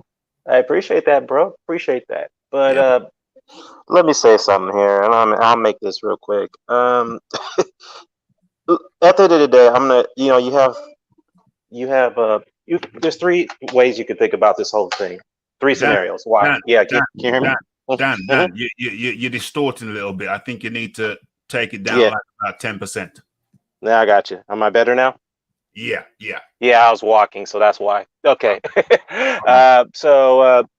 Here's three things you could think about. You could kind of play this scenario out. One, the situation, why this whole situation play out. One, the whole thing about the December 5th date that Theory canceled. Was it canceled due to financial reasons? They didn't get enough financial backing to put him on the card with Anthony Yard is going to be headlining now. That's possible. That's what they're alluding to, according to Dan Raphael. Or two, it could be to the fact that there could be a situation where the media, the mediation could be taking part to why this fight, why Tyson Fury was pulled off that card. Or three, maybe the networks, ESPN refused to fund the fight. So it could be either of those three scenarios. But at the end of the day, hold on. What was the third scenario? That the networks refused to fund it. Okay. Because I understand, because the contract, the ESPN is Tyson Fury's fighter. They have to get involved in it, and they need to make money. Yeah. So that's possible. So what I'm saying is this: I believe that part of me believes that they're stringing us along the whole time, because now you have Bob Arum coming out and Frank Warren coming out saying that Tyson Fury's next fight will be in the United States, not in the UK. Who said that? Wait a minute. Who said that? Frank Warren and Bob Arum. When? They said that. When? Bob Arum gave an interview today at IFL. He said that. Frank Warren said he did. He said that. Yeah, and also look at the article. Look at the article on Boxing Safety today. Yeah, he said that. That's interesting. Yeah, because you say, wait, hold up. You said Tyson Fury is going to fight in the UK. Why all of a sudden now that the fight gets canceled, you're saying his next fight is going to be in the US? What does that tell you? Are you trying to string us along here to prop up interest for the fight? Because that's what it seems like to me. Because Bob Arum has come out and that's what it is. Frank campaign. Yeah, that's what it is. I mean, look, here's the thing. Bob Arum's been saying for months now, before this whole contract expiration situation, which they want to pin on Wilder for, which in actuality, Frank Warren even himself admitted last week, Wilder had nothing to do with that. It was the networks who decided to cancel the date that they want the fight to be hosted on. So it's to me, I have to think that they're all trying to promote the fight, because at the end of the day, we know they're not going to put the fight on without a live gate. That's the bottom line. Bob Arum said this many times. It's on record. It's documented. Go back and look at the comments he made in, I think, up to May, January, up to October. He said this many times. This fight will not be closed up, will not be held unless there's a live gate. No ifs, buts about it. He needs to make money, because here's the thing. They're going to go back to the fact that they broke the gate for a heavyweight championship fight. Maybe in the U.S., perhaps. Yeah. Or maybe throughout the world. Who knows? No. It's specific to wherever the fight was, Vegas. Okay, Vegas. Okay, fair enough. Yeah, they made nearly $20 million at the gate for that fight. You think Bob Arum is going to let 17 mil? Yeah, I said nearly. So okay. 17 or 18 million. But the thing is, that's a lot of money. Bob Arum is not going to give that up. He's like, nah, I'm not going to take a loss on that. I'm going to put, even though it was a one-sided beating, I get that, but there is still interest there, and I'm going to make a lot more money on the third fight. And I think that's what Bob Arum believes. He believes that. So he's not going to take the risk of hosting his fight in the closed doors without no crowd and lose potentially $18 to $20 million. He's not going to do that. And neither is Frank Warren, and neither is PBC with Al Heyman and Shelley Finkel. They're not going to risk that. They're going to wait, and they're going to wear this out, and they're going to keep building interest until the restrictions are lifted, so that way live crowds can come back. Plain and simple. And Dan, let me ask you another question. Here comes the madness. Here comes the madness. Dan, yeah. do you think get our money, Doc? Get our money. Do you think that right now, Deontay? Do you think that right now Deontay Wilder is Tyson Fury's best option? Considering, I think that has something to do with it as well. I mean, what do you think? Well, I mean, you brought up a good point, Phil. If he wants to continue, if it's the option one that I mentioned, the reason why the fight didn't happen with Cabell because he wasn't getting paid the money that he felt that he's worth. Now, mind you, go back to his Twitter post or Instagram post I think a few days prior to the cancellation, he put up a cryptic tweet saying that, know your worth. And I'm like, what does that mean? What do you mean by know your worth? I was like, okay, that to me was a telling sign that they canceled this days before they announced it, that fight was canceled with Cabell. So to me, I think if you look at it this way, you look at it hindsight. If Tyson Fury wants to continue to make the money that he's making now, 15 to 20 million pop per fight, allegedly it was reported he made 25 million against Deontay Wilder in the rematch fight. So if he wants to make that type of money, you're not going to make it with Andy Ruiz. You're certainly not going to make it with Cabell because there's no interest there. Let's not kid ourselves. As much as some people are critical, not wanting to see the third Wilder fight because of the second fight beatdown, let's be honest. All of us would agree that we'd rather see the Wilder third fight rather than him fight Cabell. Because we know. But the thing is, if he takes our Wilder third fight, don't say goodbye to the summer fight with Joshua. Joshua, I'm sorry, would you take their money? Well, what's up? Say that again, man. What's your name, bro? Leighton Evans. Oh, David. All right, my bad. Yeah, I can hear you, man. Yeah, you were cutting out, so that's why I could. If he do fight Wilder January, February, then he's saying goodbye to the Joshua fight in the summer. So Joshua will end up fighting Usyk, and that's where the money is. Yeah, fair enough. I mean, yeah, that's potentially where the big money is. But obviously, he's still. My point is that if he feels if he wants to fight for what he's worth, that's what Tyson Fury said a few days ago. Then the only two opponents that he's going to make that type of money that he wants is either fighting Wilder or fight Joshua. Those are only two. I can't think of anyone else. 100% agree. 100% agree. Yeah, so, you can't. I can't think of anyone else. That's why I say that Wilder is his best option right now if he wants to make the money that he wants to make. I mean, it's evident he's not going to make that money. I would even venture to throw Dillian White in there. I would say he can make that money fighting Dillian, but yeah, I mean, those are the three options, and all those guys are tied up. So there you go. So, I hope there's no pussying around. I hope that none of those guys are pussying around.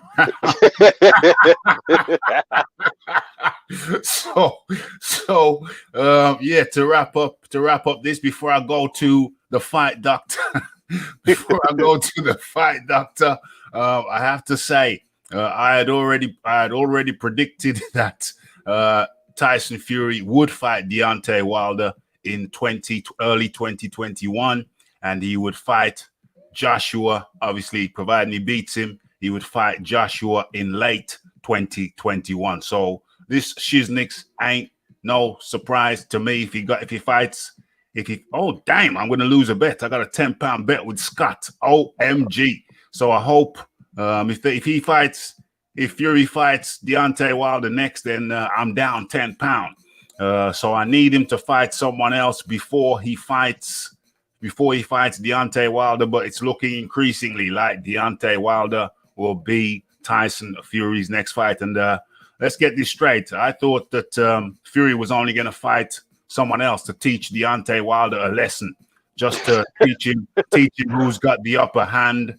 But commercial considerations have come into play, and so now it looks like that ain't gonna happen. Okay, let's bring in the madness. Fury come out the other day saying he'll never fight Wilder again, didn't he? You know what I mean? Well, that's the thing about Tyson Fury. You don't know what he's going to do. He's unpredictable. First thing he says, I'm not fighting the UK again. He voluntarily gave up his license to fight there. Then all of a sudden he gets his license back, and now he says he's going to come back and fight. I was like, wait a minute, how was he able to get his license back so quickly? We talked about it the other day. When was it? Friday? I think you was on Leighton. We talked about it Friday. Yeah. Tyson Fury is not. He's not the kind of man you can really trust.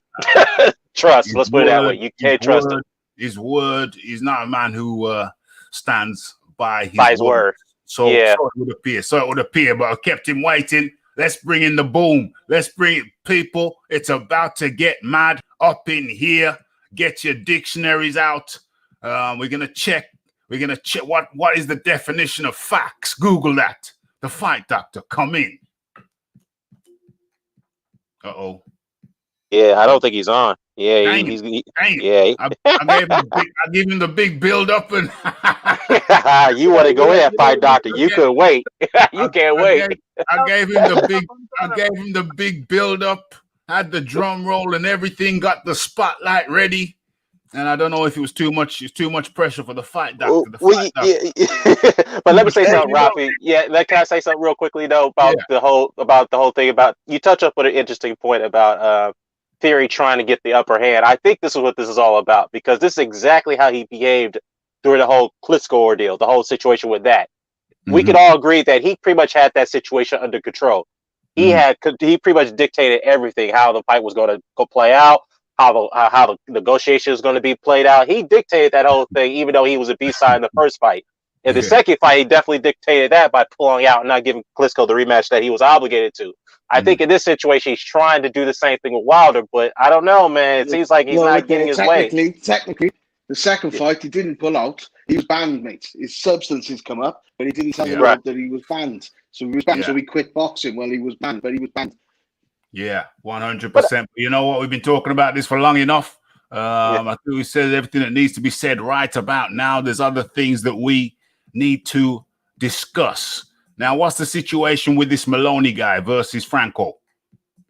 You know what? I didn't really follow that situation, but what I heard that there was a controversial not so headbutt that took place, which disqualified one of the fighters. I don't know what it was. I really didn't look into that, man, but I don't know. I watched it. From my understanding, I thought it was they did a no contest, so nobody won the fight. Yeah. But, what happened? Yeah. I was there. What happened was they were fighting, and there was no headbutt, and he jabbed his eye off. But he went back to the corner, and his eye was swollen. And his corner was saying, "You can't see all of it because the ref said it was a headbutt." So they knew they didn't go 4 rounds to be declared a non-contest. He'd keep his belt, but it wasn't. So when he's in the corner, his team was saying, "I don't think he can see out the eye ref. I don't think he can." His team wanted it called off because they knew he was getting battered, and they said, "Yeah, called it off." And then when it went to replay, you seen him on a headbutt, and then everyone was going around, and they couldn't take the guy's title off him, so they looked at it. They could see it was no headbutt. They could see, but they did that his title to him. And you had Robert Burt. He's blind. He's about 90. They're all looking at his right in front of him. There's no headbutt. They said, "Yeah, headbutt." Crazy, man. So, would it be fair to say that that fight was a catastrophe? Oh, big time. But it was the corner's fault. His corner was trying to be really clever, trying to put him out the fight. Because when they realized it was too late. They won an headbutt. It was too late then, mate. But it was definitely a catastrophe. Yeah, I see what you did there, Rafi. Very funny, Rafi. Very funny. Yeah, with a cat eye. Okay. Leighton, come on, Leighton. Come on. Okay. So I just wanted to talk about that. I never saw it myself. Okay, let's get this catastrophe out of here. Okay, I was enjoying that. But anyway, so that's done. We've done the Maloney thing. Franco keeps his belt. It was, how many rounds did it go? 3 rounds, I think it was. 3 rounds. Okay. It didn't go. I think it went to, they stopped it at the 4th round. The third. He didn't go to the 4th. Because if he'd have gone to the 4th, he would have gone to the scorecards or something like that. So, okay. You gotta complete the 4th round in order for it to go across. Yeah, you got to complete it. They didn't. I'll say, okay, so it could have been sometime in the third or fourth. Rafi, your third. Yeah, third. Rafi, your puns are catastrophic. Okay, so I was watching the replay for about half an hour. The Glasgow Kiss. Anybody you don't know, the Glasgow Kiss, that's a headbutt. Glasgow is the capital town city of Scotland. The definition of a headbutt, please. No, it's not Edinburgh. Edinburgh? Oh, is it Edinburgh? Okay, my bad. If it's Edinburgh. Okay, so we're gonna have to talk about it. Kel Brooke versus Terence Spence. Who wants to start? Kong, you lead off with that one. Against Terence Spence, that's a hell of a fighter there. Yeah. Nah, but I mean, it went like I thought it would go. Terence Crawford. Sorry, Terence Crawford. Yeah. Yeah, I didn't think Kel Brooke. I didn't think Kel Brooke had any business at 147 before the fight, and it's even worse now. Maybe he'll retire now.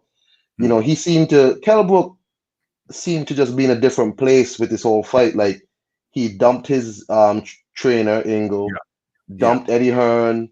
It's like he just was like lightening his load or whatever to get this fight, right? And Kel Brooke, I said before, has no business at 147. He has no business trying to suck himself down to that weight no reason at all. I'm not sure if he, I guess he doesn't feel like there's no big fights at 154 for him. But Kel Brooke, I mean, in my opinion, didn't really stand a chance. It would have been nice to see him go longer. Yeah. But I mean, you're saying that now. You're saying he didn't stand a chance now? But were you saying that before the fight as well? He didn't stand a chance. Surely he had a chance. Surely he had a chance. Well, I at 147, no. That's why before the fight, I asked you what you think the chances are, because I just don't see Kel Brooke at 147 anymore, especially fighting against the top tier 147 guys. Remember, before the fight, we were talking, and I asked you what you think the odds are. I didn't think he had any chance in this fight, right? So, 147 is not for Kel Brooke if he's not going to fight Amir Khan, because I still think he'll knock out Amir Khan. Yeah. But Kel Brooke, if he's not going to retire, needs to go to 154 and try his luck there. Yeah. Well, he needs to go to 144. Let's keep it moving around the table. Phil Walker, Kel Brooke versus Terence Spence. Your observations? Well, my observations is that initially I thought that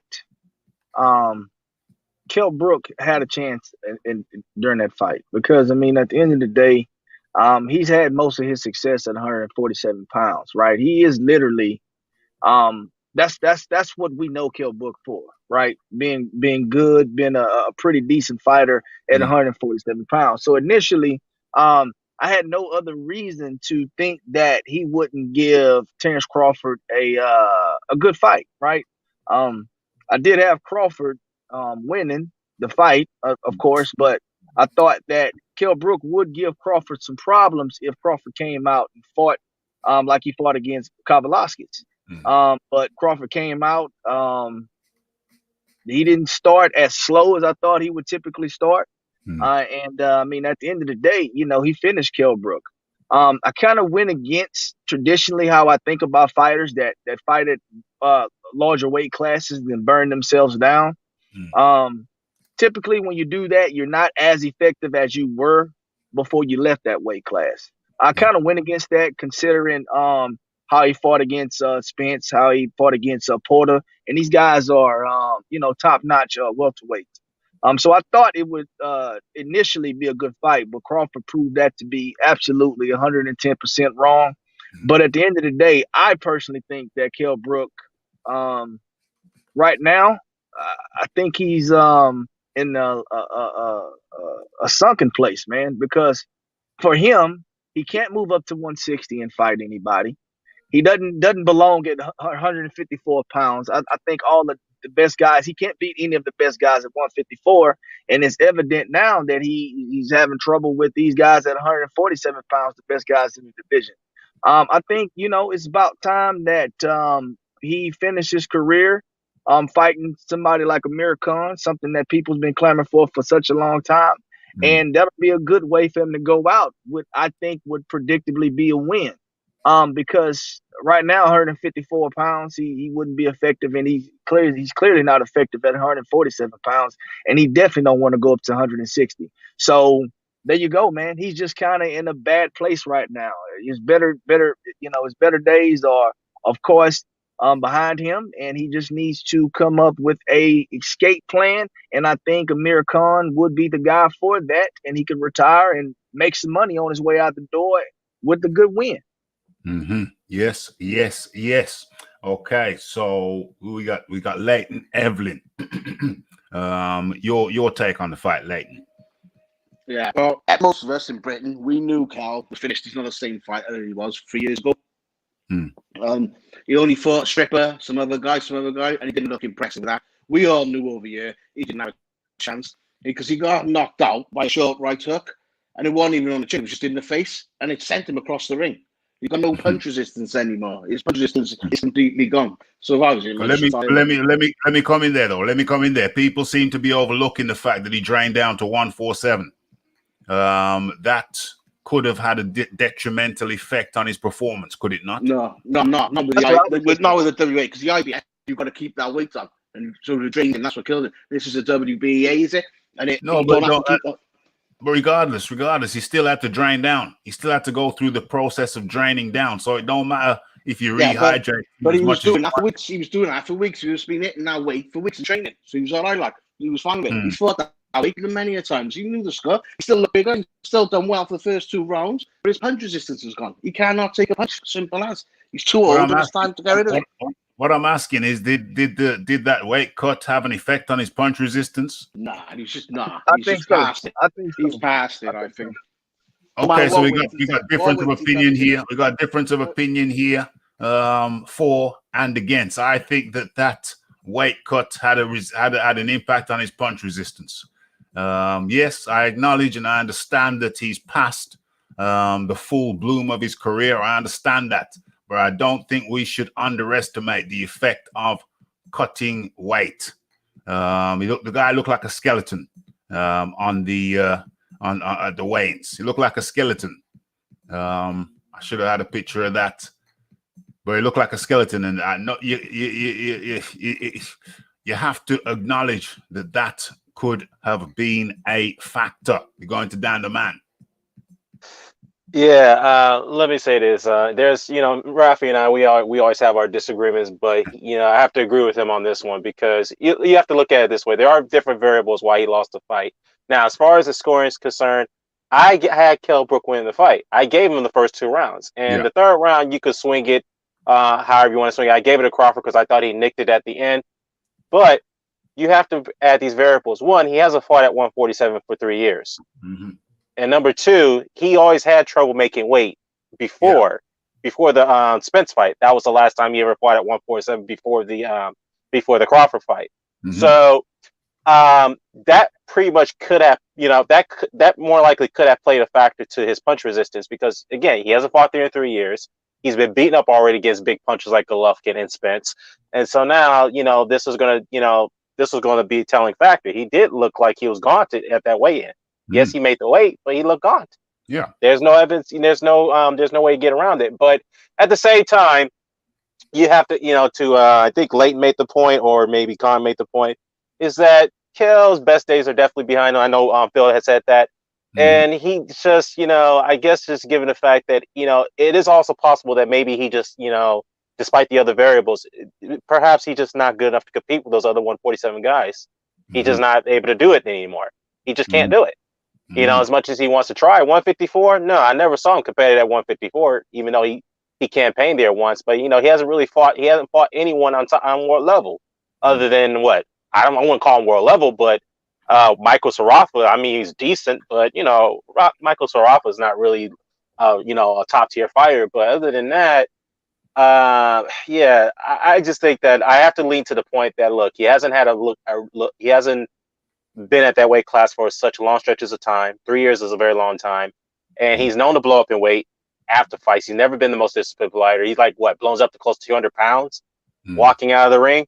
So other than that, I just think that the weight cut could have been a most telling factor, and because that does hinder your punch resistance. So I tend to agree with Rafi on this one. Phil Walker, the weight cut hindered Kel Brooke's performance. What say you? Oh, Phil's not at the mic. Okay. So we got Iron Kong. Did you have a say on this? Do you think the weight cut was a factor, or it doesn't matter anyway? Yeah, I mean, I started off by saying, of course, he doesn't have any business at this stage of his career going through that extra weight cut, because weight cutting, I think you just showed a comment, it has an effect on you overall, and you want to be as comfortable mentally and physically going into a fight. So he shouldn't have to be sucking himself down to 147. Do 154. I thought he should have fought Liam Smith at 154, right? Rather than going to do this. But I guess he said he had a big opportunity with Terence Crawford. But I knew he was gonna get hurt at that because 147 is not for him. He can't run with the top guys at 147. Cutting weight cuts down also your physical ability in a way, especially at his age, at his situation. He's never been really disciplined, to my knowledge, I should say. You UK guys could tell me differently, but from what I know about Kel Brooke, he hasn't been extremely disciplined in his career. Right. So therefore, he didn't need to cut that extra weight. He should have fought Liam Smith if he couldn't get Amir Khan. But I guess he went, he gambled big and he lost big. Ain't no shame in that, I guess. Yes. Phil Walker. Yeah. Look, man, as I said, man, traditionally, let's be honest about this, man. It's not very. When you go back and you track history, every guy that moves up and fights at a different weight class for several fights or a year or two, and they fight and then they decide to move down because they want to give it a go with the current champion. It just never fared well for them. Has never fared well for them. So I do personally think that the weight cut definitely had a lot to do with his punch resistance. I mean, at the end of the day, your legs really is the main thing that kind of controls a lot of your punch resistance. If your legs are strong, you can get buzzed and you could be on your feet buzzed. You understand what I'm saying? But with the weight cut, I don't know if the strength was there. I'm pretty sure he burned a lot of muscle trying to cut that weight. I just don't think it was a good idea. Me coming somebody who, routinely works out, practices, go in the gym all the time, do 3-minute rounds. For me personally, I don't think it's wise to cut weight. Whatever your natural body weight is, that's what you should be fighting at, because that's where you're going to be the strongest. That's where you're going to have your most endurance. So I've never been a guy that's advocated for guys shrinking themselves down, exhausting their bodies just to make weight.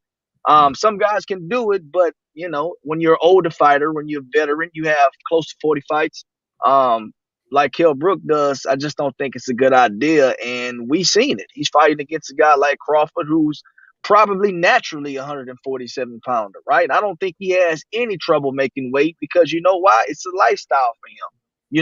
He trains at this weight. He's strong at this weight. You understand what I'm saying? And you're getting in there with a guy like that who's a killer, you get your wig split. I mean, it happens like what just happened 2 nights ago. And that just is what it is. Kel Brooke needs to, again, find him a fight where he can go out on his high horse.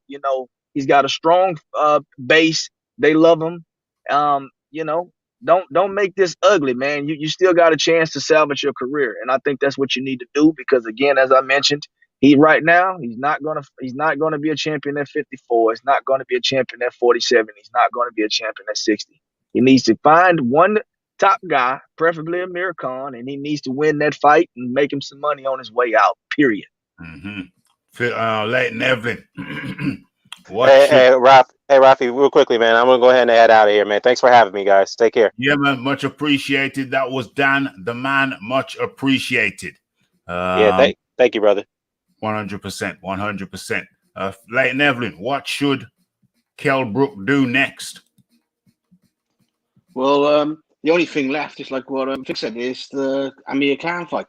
But at the same time, I still don't think the demand is for it anymore, because they're both shots. At the end of the thing, everyone knows you're just going to be chucking money for the fight that you don't want. When they were in their peak, we wanted it. I don't want that fight now. I'll tell you the truth. I don't want it.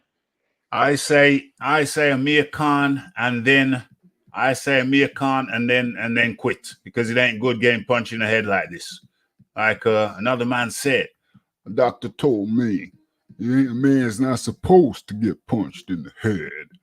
And Rafi got 2 plates in his eyes as well. He's got some plates in his walk face. Away from the sport. Yeah, it's time to walk away from the sport. It's time to. He's done his bit. He's made his money. I don't think he's got anything else to prove. I'll be happy to see him versus Amir Khan, and then it's a wrap, and Amir Khan ain't gonna fight him. So me personally, he speaks well. He seems to still have his faculties.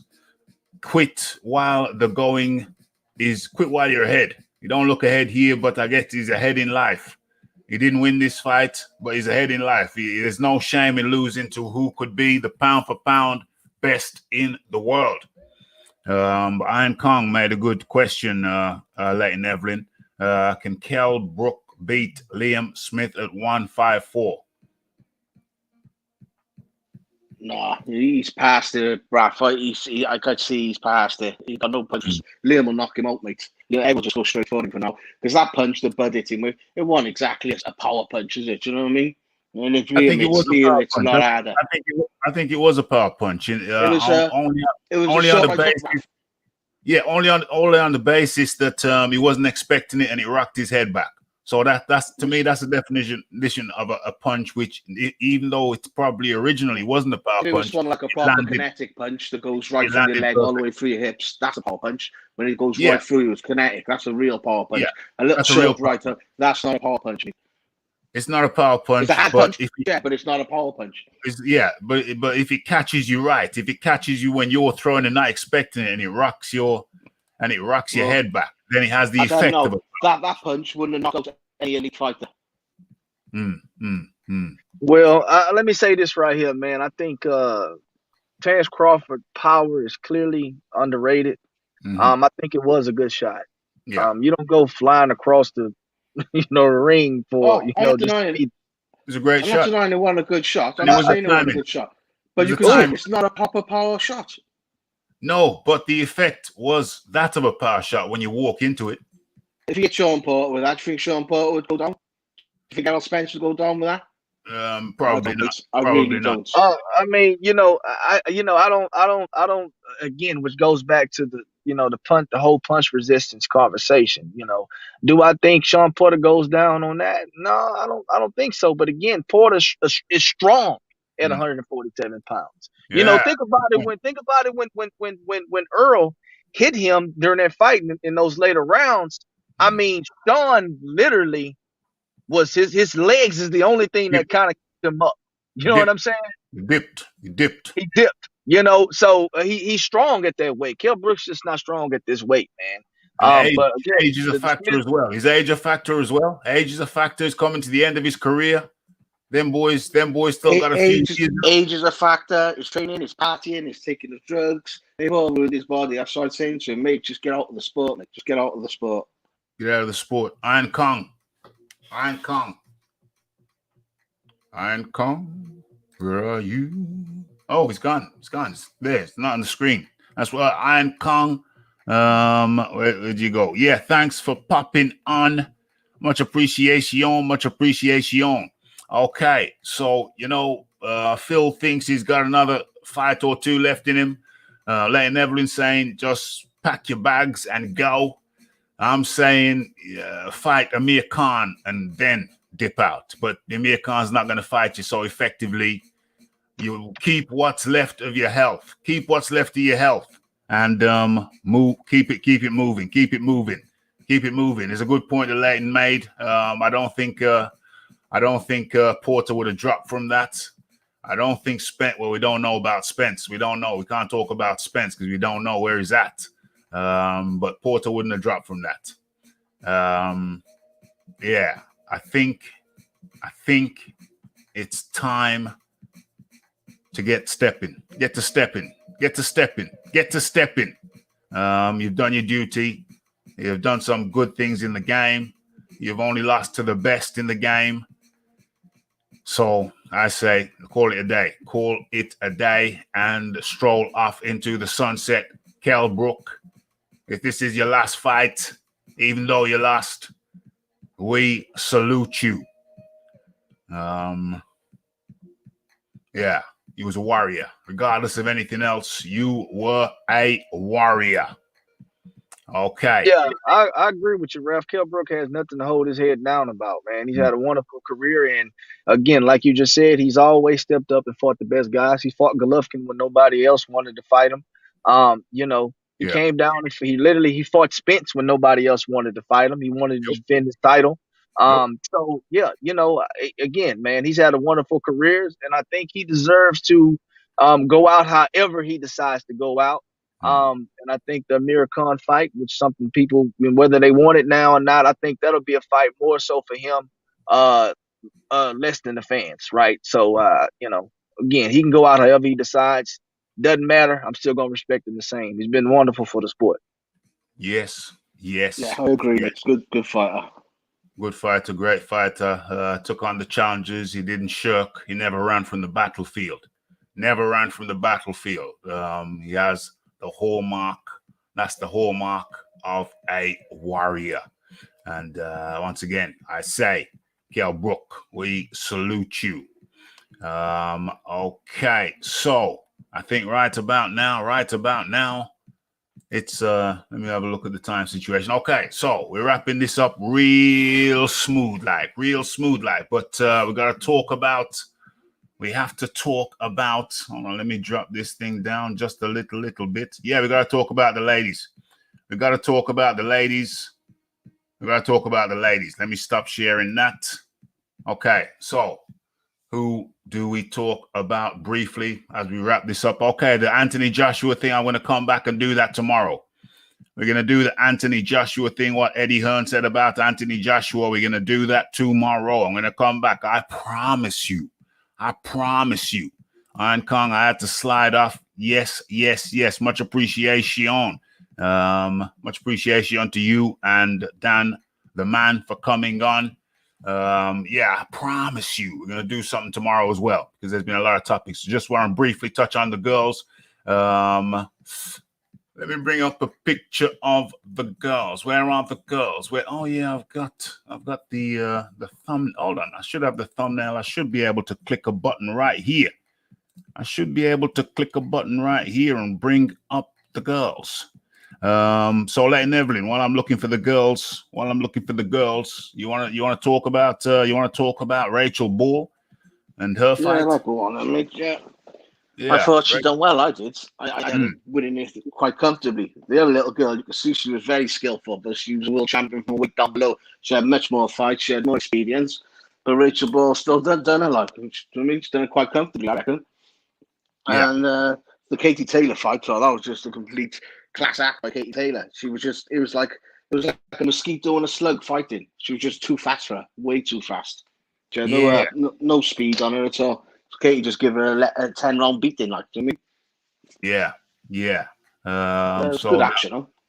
That was Rachel Ball. You just talked about Katie Taylor. Katie Taylor, yes, she just blitzed her girl. She just blitzed her out of there. Why am I not showing the picture? Katie Taylor, man, I will say, man, to me in this last fight, and I don't know if it had anything to do with the opponent that she was facing, but to me, it seemed she was a bit faster than she was in her last fight. And again, I don't know if that had anything to do with her opponent, but it seemed like she was a bit faster. She was a lot more controlled. Of course, I don't think opponent was as good as the last one that she faced, but you can tell that she has been sharpening her craft during this whole pandemic thing. She looked really good. Again, man, I don't see her losing anytime soon. But who knows? But she looked really, really fast. She looked really, really sharp. She looked super crisp. And again, she's another female. She's good for boxing. I like to see these women come out and finesse and look as good as these guys look. You understand what I'm saying? Because you don't want the sport to die, so you have to be able to bring new things to the sport. And I think women fighting the way Katie Taylor fights is a good thing. Yes. And she also makes more than most of the men and all. You know what I mean? Yeah, they never rubbing it in. There's some guys out there thinking Katie Taylor makes more than me.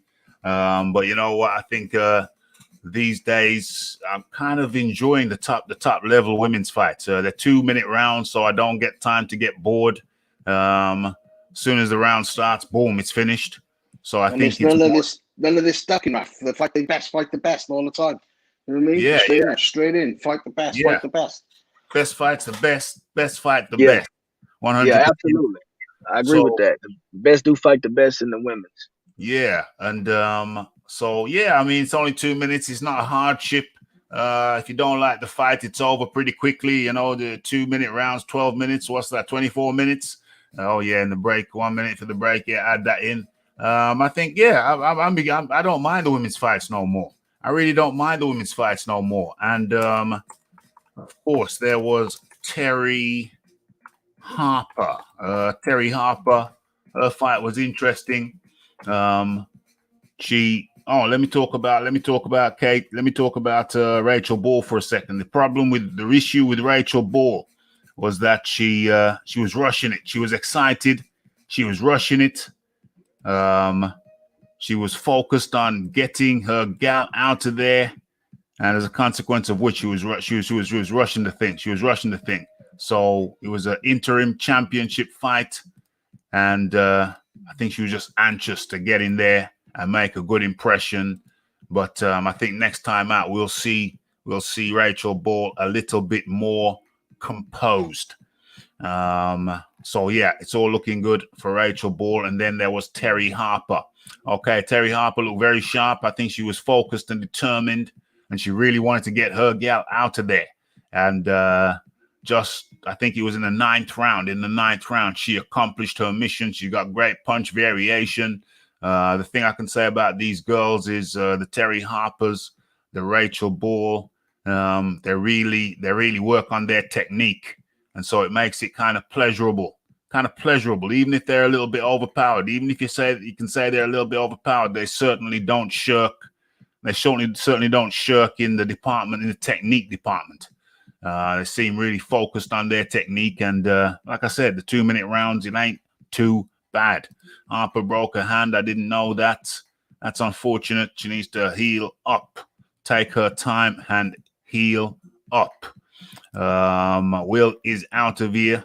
Okay, good to have you, Will. Yeah, so that was the girls. That was all of the girls. As for Katie Taylor, yeah, she did look sharper. She looked determined. Her girl was pretty tough. And oh yeah, I got to give a shout out to who was it? Who was it? Yeah, her girl was really tough. And who was the girl? Who was the girl who was keeping her hands down and down? Yeah, that was Rachel Ball's opponent. Got to give a shout out to Rachel Ball's opponent. She had some kind of Mike Tyson type attacks, obviously minus the power, but she had a Mike Tyson type attack, and she also was dropping her hands and moving around. So obviously that's a girl who doesn't skip sparring. She had a lot of sparring under her belt. It seemed very evident and very clear from her performance. Leighton Evelyn. Yeah. With the thing with Terry Harper, I think she went back to a boxer, and she's best from long range rather than close range. Because when she fought Natasha Jonas, she fought Natasha's fight, and she didn't look good. So this fight, she stayed very disciplined and kept it at long range. And the thing I like about Harper is you got to think, that girl, 2.5 years ago, she went in a chip shop. And I know Phil probably don't know what one of them is, but that's what she was working in a chip shop 2.5 years ago. And now she's the IBO and the WBO champion. You know what I mean? Yeah, working a chip shop, fish and chips. I guess it's the equivalent of a burger joint in America. But yeah, she was working in a fish and chip shop while she was studying at university. She graduated. I can't remember what she graduated in, but working in a chip shop. She got Terry Harper's autograph back when Terry Harper. Back when Natasha Jonas was Taylor. Oh, yeah. Kate Taylor, sorry. And so, now they are champions. And so, I think that brings us, let me just look at the thumbnails to see that I talked about everything I wanted to talk about. Yes. I think I've ticked all of the boxes.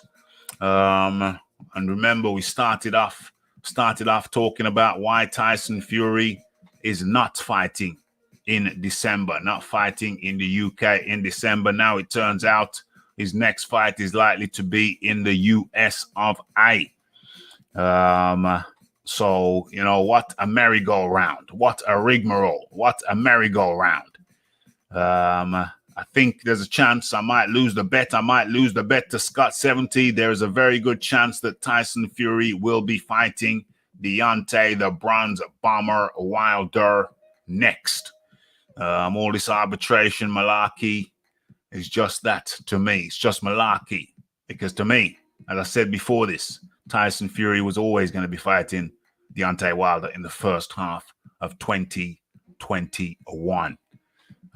He was just doing this thing to get the upper hand, to show who's got the whip hand right about now. When the numbers came back, he didn't like it. This is my hypothesis. When Tyson Fury saw the numbers, how much he was going to be making or how little he was going to be making, he said, nah, let's just wait for Wilder. The arbitration thing, I think that's a load of nonsense, because Tyson Fury was always going for that jackpot, which he will make again when he beats Deontay Wilder next time out. And so we're closing with Can that. you imagine the press conferences, Raf, when they get together? How are they going to get out of that, like, with a glove gate, with the water bottle, with everything? Oh, mate, I don't know how they're going to do it. So who's gonna win the third fight, Leighton Evelyn? Who's gonna win the trilogy, which is gonna happen the first half of the next year? It's gonna be a beatdown, mate. It's gonna be a beatdown again, exactly the same. This time, Tyson will probably play with him. He's standing back him, and he'll beat him in the press conferences. He'll get inside his head, Wilder, because he just don't know what he's doing, and he's got a bad team behind him, and it's like, I can't see anything other than a Fury win. I just can't, mate. Nothing else other than a Fury win. Okay, so we're closing out with this. Yeah, I think. I think Fury. I picked Fury the first fight. I picked Fury the second fight. I don't see why I would do anything besides pick Fury the third fight. I don't. You know. What does Deontay Wilder have to do to be competitive against Tyson Fury? Well, I mean, at the end of the day, you know, Deontay Wilder's claim to fame is being able to knock his opponents out. If you and I've said this for years, if you can go 12 rounds with Deontay Wilder, you can beat him because he's just not a good boxer. I mean, it's just, you can outbox him, and I mean the class C, class B boxers can outbox Deontay Wilder any day of the week. So you can go 12 rounds with him, you can beat him. Just like Tyson Fury went 12 with him the first time, took a draw. The second time, basically destroyed him. The third time, I think it'll be something similar. I don't know if he knocks him out again, but I absolutely think that Tyson Fury outboxes Deontay Wilder like most of Deontay Wilder's opponents, because I think Fury's tasted his best shot and he's gotten up from it. So, statistics will tell you that if you're a knockout guy and the guy can take your shot, 8 out of 10 times, you're probably going to lose that fight. But, hey, I could be wrong. Deontay Wilder may surprise the entire world. If he does, it'll be a great story. I'll be happy to have the belt back here in the States. But I don't think that's going to happen. Not very optimistic I think we'd have a 4 fight. I can't take a 4 fight. No one. If Wilder wins, they'll have a 4 fight. No. The fourth fight. Oh my gosh, yeah. Well, they could just go on an island and have the fourth fight. So Phil, what do you think? Do you think the third fight is going to look more like the first fight or the second fight? Well, it's kind of hard to determine. I think Fury. Look, let me tell you something. This is just the flat out truth about this. Okay, whether Fury had an egg weight in his glove, whether he had the glove pulled down, whether he had an extra fist on top of his regular fist, I don't think any of that matters. I mean, at the end of the day, Tyson Fury was hitting Deontay Wilder flush. Okay, he was hitting him with flush, clear shots. It wasn't any guessing or anything like that. He just completely outboxed Deontay Wilder from the mid range, from the outside, and he did that the first fight when he got knocked down. All he did was implement that strategy on the back end of that knockdown in the first fight. He implemented it for 7 or 8 rounds, however long it went. And I think he probably can do that again. I think Deontay Wilder was going to probably be a little more wise in knowing that Tyson Fury can absolutely stop him. And I think he'll be more methodical and strategic on not getting stopped this time around. So I think Tyson Fury just gives him a bruising all 12 rounds. I mean, a bad bruising. But I don't think he stops him this time around because I don't think Deontay Wilder wants to get stopped this time around. He's going to do whatever he can to stay out of that stoppage area, which, you know, it's going to be pretty hard against Tyson Fury. But Wilder will come into the ring with 2 horseshoes in his flipping gloves, a gun in his belt, something like anything. Wilder will come in crazy, man. I think it'll have more to do with Deontay Wilder trying not to get stopped versus it'll be with Fury going in there and try to stop him. But I do think Fury beats him up pretty bad. This third fight. It's unfortunate. Yeah. I think it's going to look more like the second fight rather than the first fight. I think Deontay Wilder is going to get stopped again. I don't see how he doesn't get stopped. Tyson Fury is going to rain those pillow fists down. Those pillow fists are gonna those fists of his which have been called pillow fists. I think the Tyson Fury is gonna rain those pillow fists down. And it looked like a teenage sleepover, wouldn't it? Yeah, it doesn't even have to hit particularly hard. It's just the placement and the frequency. So he doesn't even have to exert energy doing power punches. Just touch him a bit harder, touch him a bit harder. Go to the body. So I maintain that I think that Deontay Wilder, I don't know this, obviously, this is speculation on my part, but I think that Deontay Wilder entertained the thought of retirement during this period when he was silenced. And because there was a rumor that he was off for 2 years with his injury of his shoulder or something. Yeah. So well, hey, look, guys, I'm about to get out of here, man. Man, it's much appreciated. That was the Phil Walker. We call him Big Texas. We call him Big. Look, hey, real quick though. Hey, you gave Fight Doctor a great introduction, man. I've been coming on the Raphael Dawkins since episode 20, man. You know what I'm saying? I need to get a. Damn. Well, you haven't brought the crazy like the Fight Doctor brought the crazy. I'm sensible. The day you bring the crazy like the way that the Fight Doctor brought the crazy the other day. If you ever do that, then you will get that special special crazy treatment. Have no fear. But in the meantime, Phil Walker, thanks for dropping on and giving us your perspective. Absolutely, man. Appreciate you. Much appreciated. Okay, that was the Phil. That was the Phil Walker, and Leighton Evelyn. What are your final words, my friend? We're closing out the show. What's your final words? Thanks for coming on again. By the way, much appreciated. Yeah, been another great show, Raf. Nice to be on, mate. And if you're on tomorrow, I'll come and see you tomorrow, mate. 100%. That is the Leighton Evelyn. Much appreciation, Leighton. Thanks very much. Great stuff. So that was the Leighton Evelyn, and we've had the Phil Walker, we've had the Iron Kong, we've had the Dan the Man, and we've had who I miss? Of course, the Leighton Evelyn. I think that's everybody. The Mad Doctor came in for a short while. He got his introduction, and then he disappeared.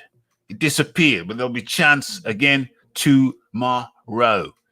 I think the next time Wilder is going to sleep, especially if his corner doesn't throw in the towel. Yeah, there's nobody to throw in the towel this time. He's gonna wish that Mark Breland was still around next time. Trust me. It's gonna be some heavy pillow fists landing on his cranium next time around. While it's going off on other YouTube channels, calling Fury a crackhead, Well, that's Wilder. Wilder be wilding. I think Wilder accuses others of what he's guilty of. Yeah, that's how it works sometimes, isn't it? That's how it works sometimes. Bridgeweight is next for Wilder. No, I honestly think he was contemplating retirement. I honestly think that he was halfway out. He had 1 foot out of the door, out of the boxing door. He had 1 foot out. I honestly believe that. And then he came around, changed of heart. But it's only recent. If it's been a change of heart, it's only recent. It's only recent. And last month that he's come out. So has he really had a change of heart? Does he really want the Wilder fight? There are more questions than answers with these cats. More questions than answers. Good show, says the Bronze Plumber. It's a great show, my friend. Great show. I certainly enjoyed it. Hope you did. Clearly you did too. Excellente. Lake Nevlin. Yes. Much appreciation. Stephen 47. Great show. But Wilder. The fight doctor has appeared, but no fight doctor. As you know, closing the show. Come back tomorrow, my dear fellow. Come back tomorrow. It's 4 minutes to midnight. Rafi's going to have to get his beauty sleep.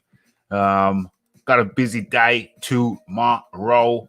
Come back tomorrow, the fight doctor. Okay, great show, Raphael. Respect the panel and chat 100%. Great show, says James Jameson. We don't do good over here. We don't do good over here. Them boys do good over there. We do great. We do great. Okay. Bridgerweight destroys linear. Yeah. Here. Wilder's lucky the towel did not land on his head. He would have been torn ligaments. Wilder's lucky the towel didn't fall on his head, or else it would have literally been lights out. Lights out. Okay, so as I said, we're closing down the show. It's been a great one. Thanks for everyone for pop jumping on the panel. Thanks for everyone in the chat. And thanks for everyone watching this in the present and in the future. Covered everything. We covered everything that I wanted to cover. It's the Raphael Dawkins. It's the Combat Radio. It's the like. It's the subscribe. It's the we're coming back tomorrow. I think the fight doctor is going to be here tomorrow. Okay. It's the like. It's the subscribe. It's the comments. It's the shares. And it is the hitting that bell icon to stay updated with news and notifications. And don't forget about the live show. Don't forget to follow me on Twitter. It's the Raphael Dawkins. It's the Combat Radio. It's the much appreciation. It's the gratitude. Be thankful for what you have. Everything. Everything. Okay. It's the Raphael Dawkins, the Combat Radio. And I'm out. Blessed.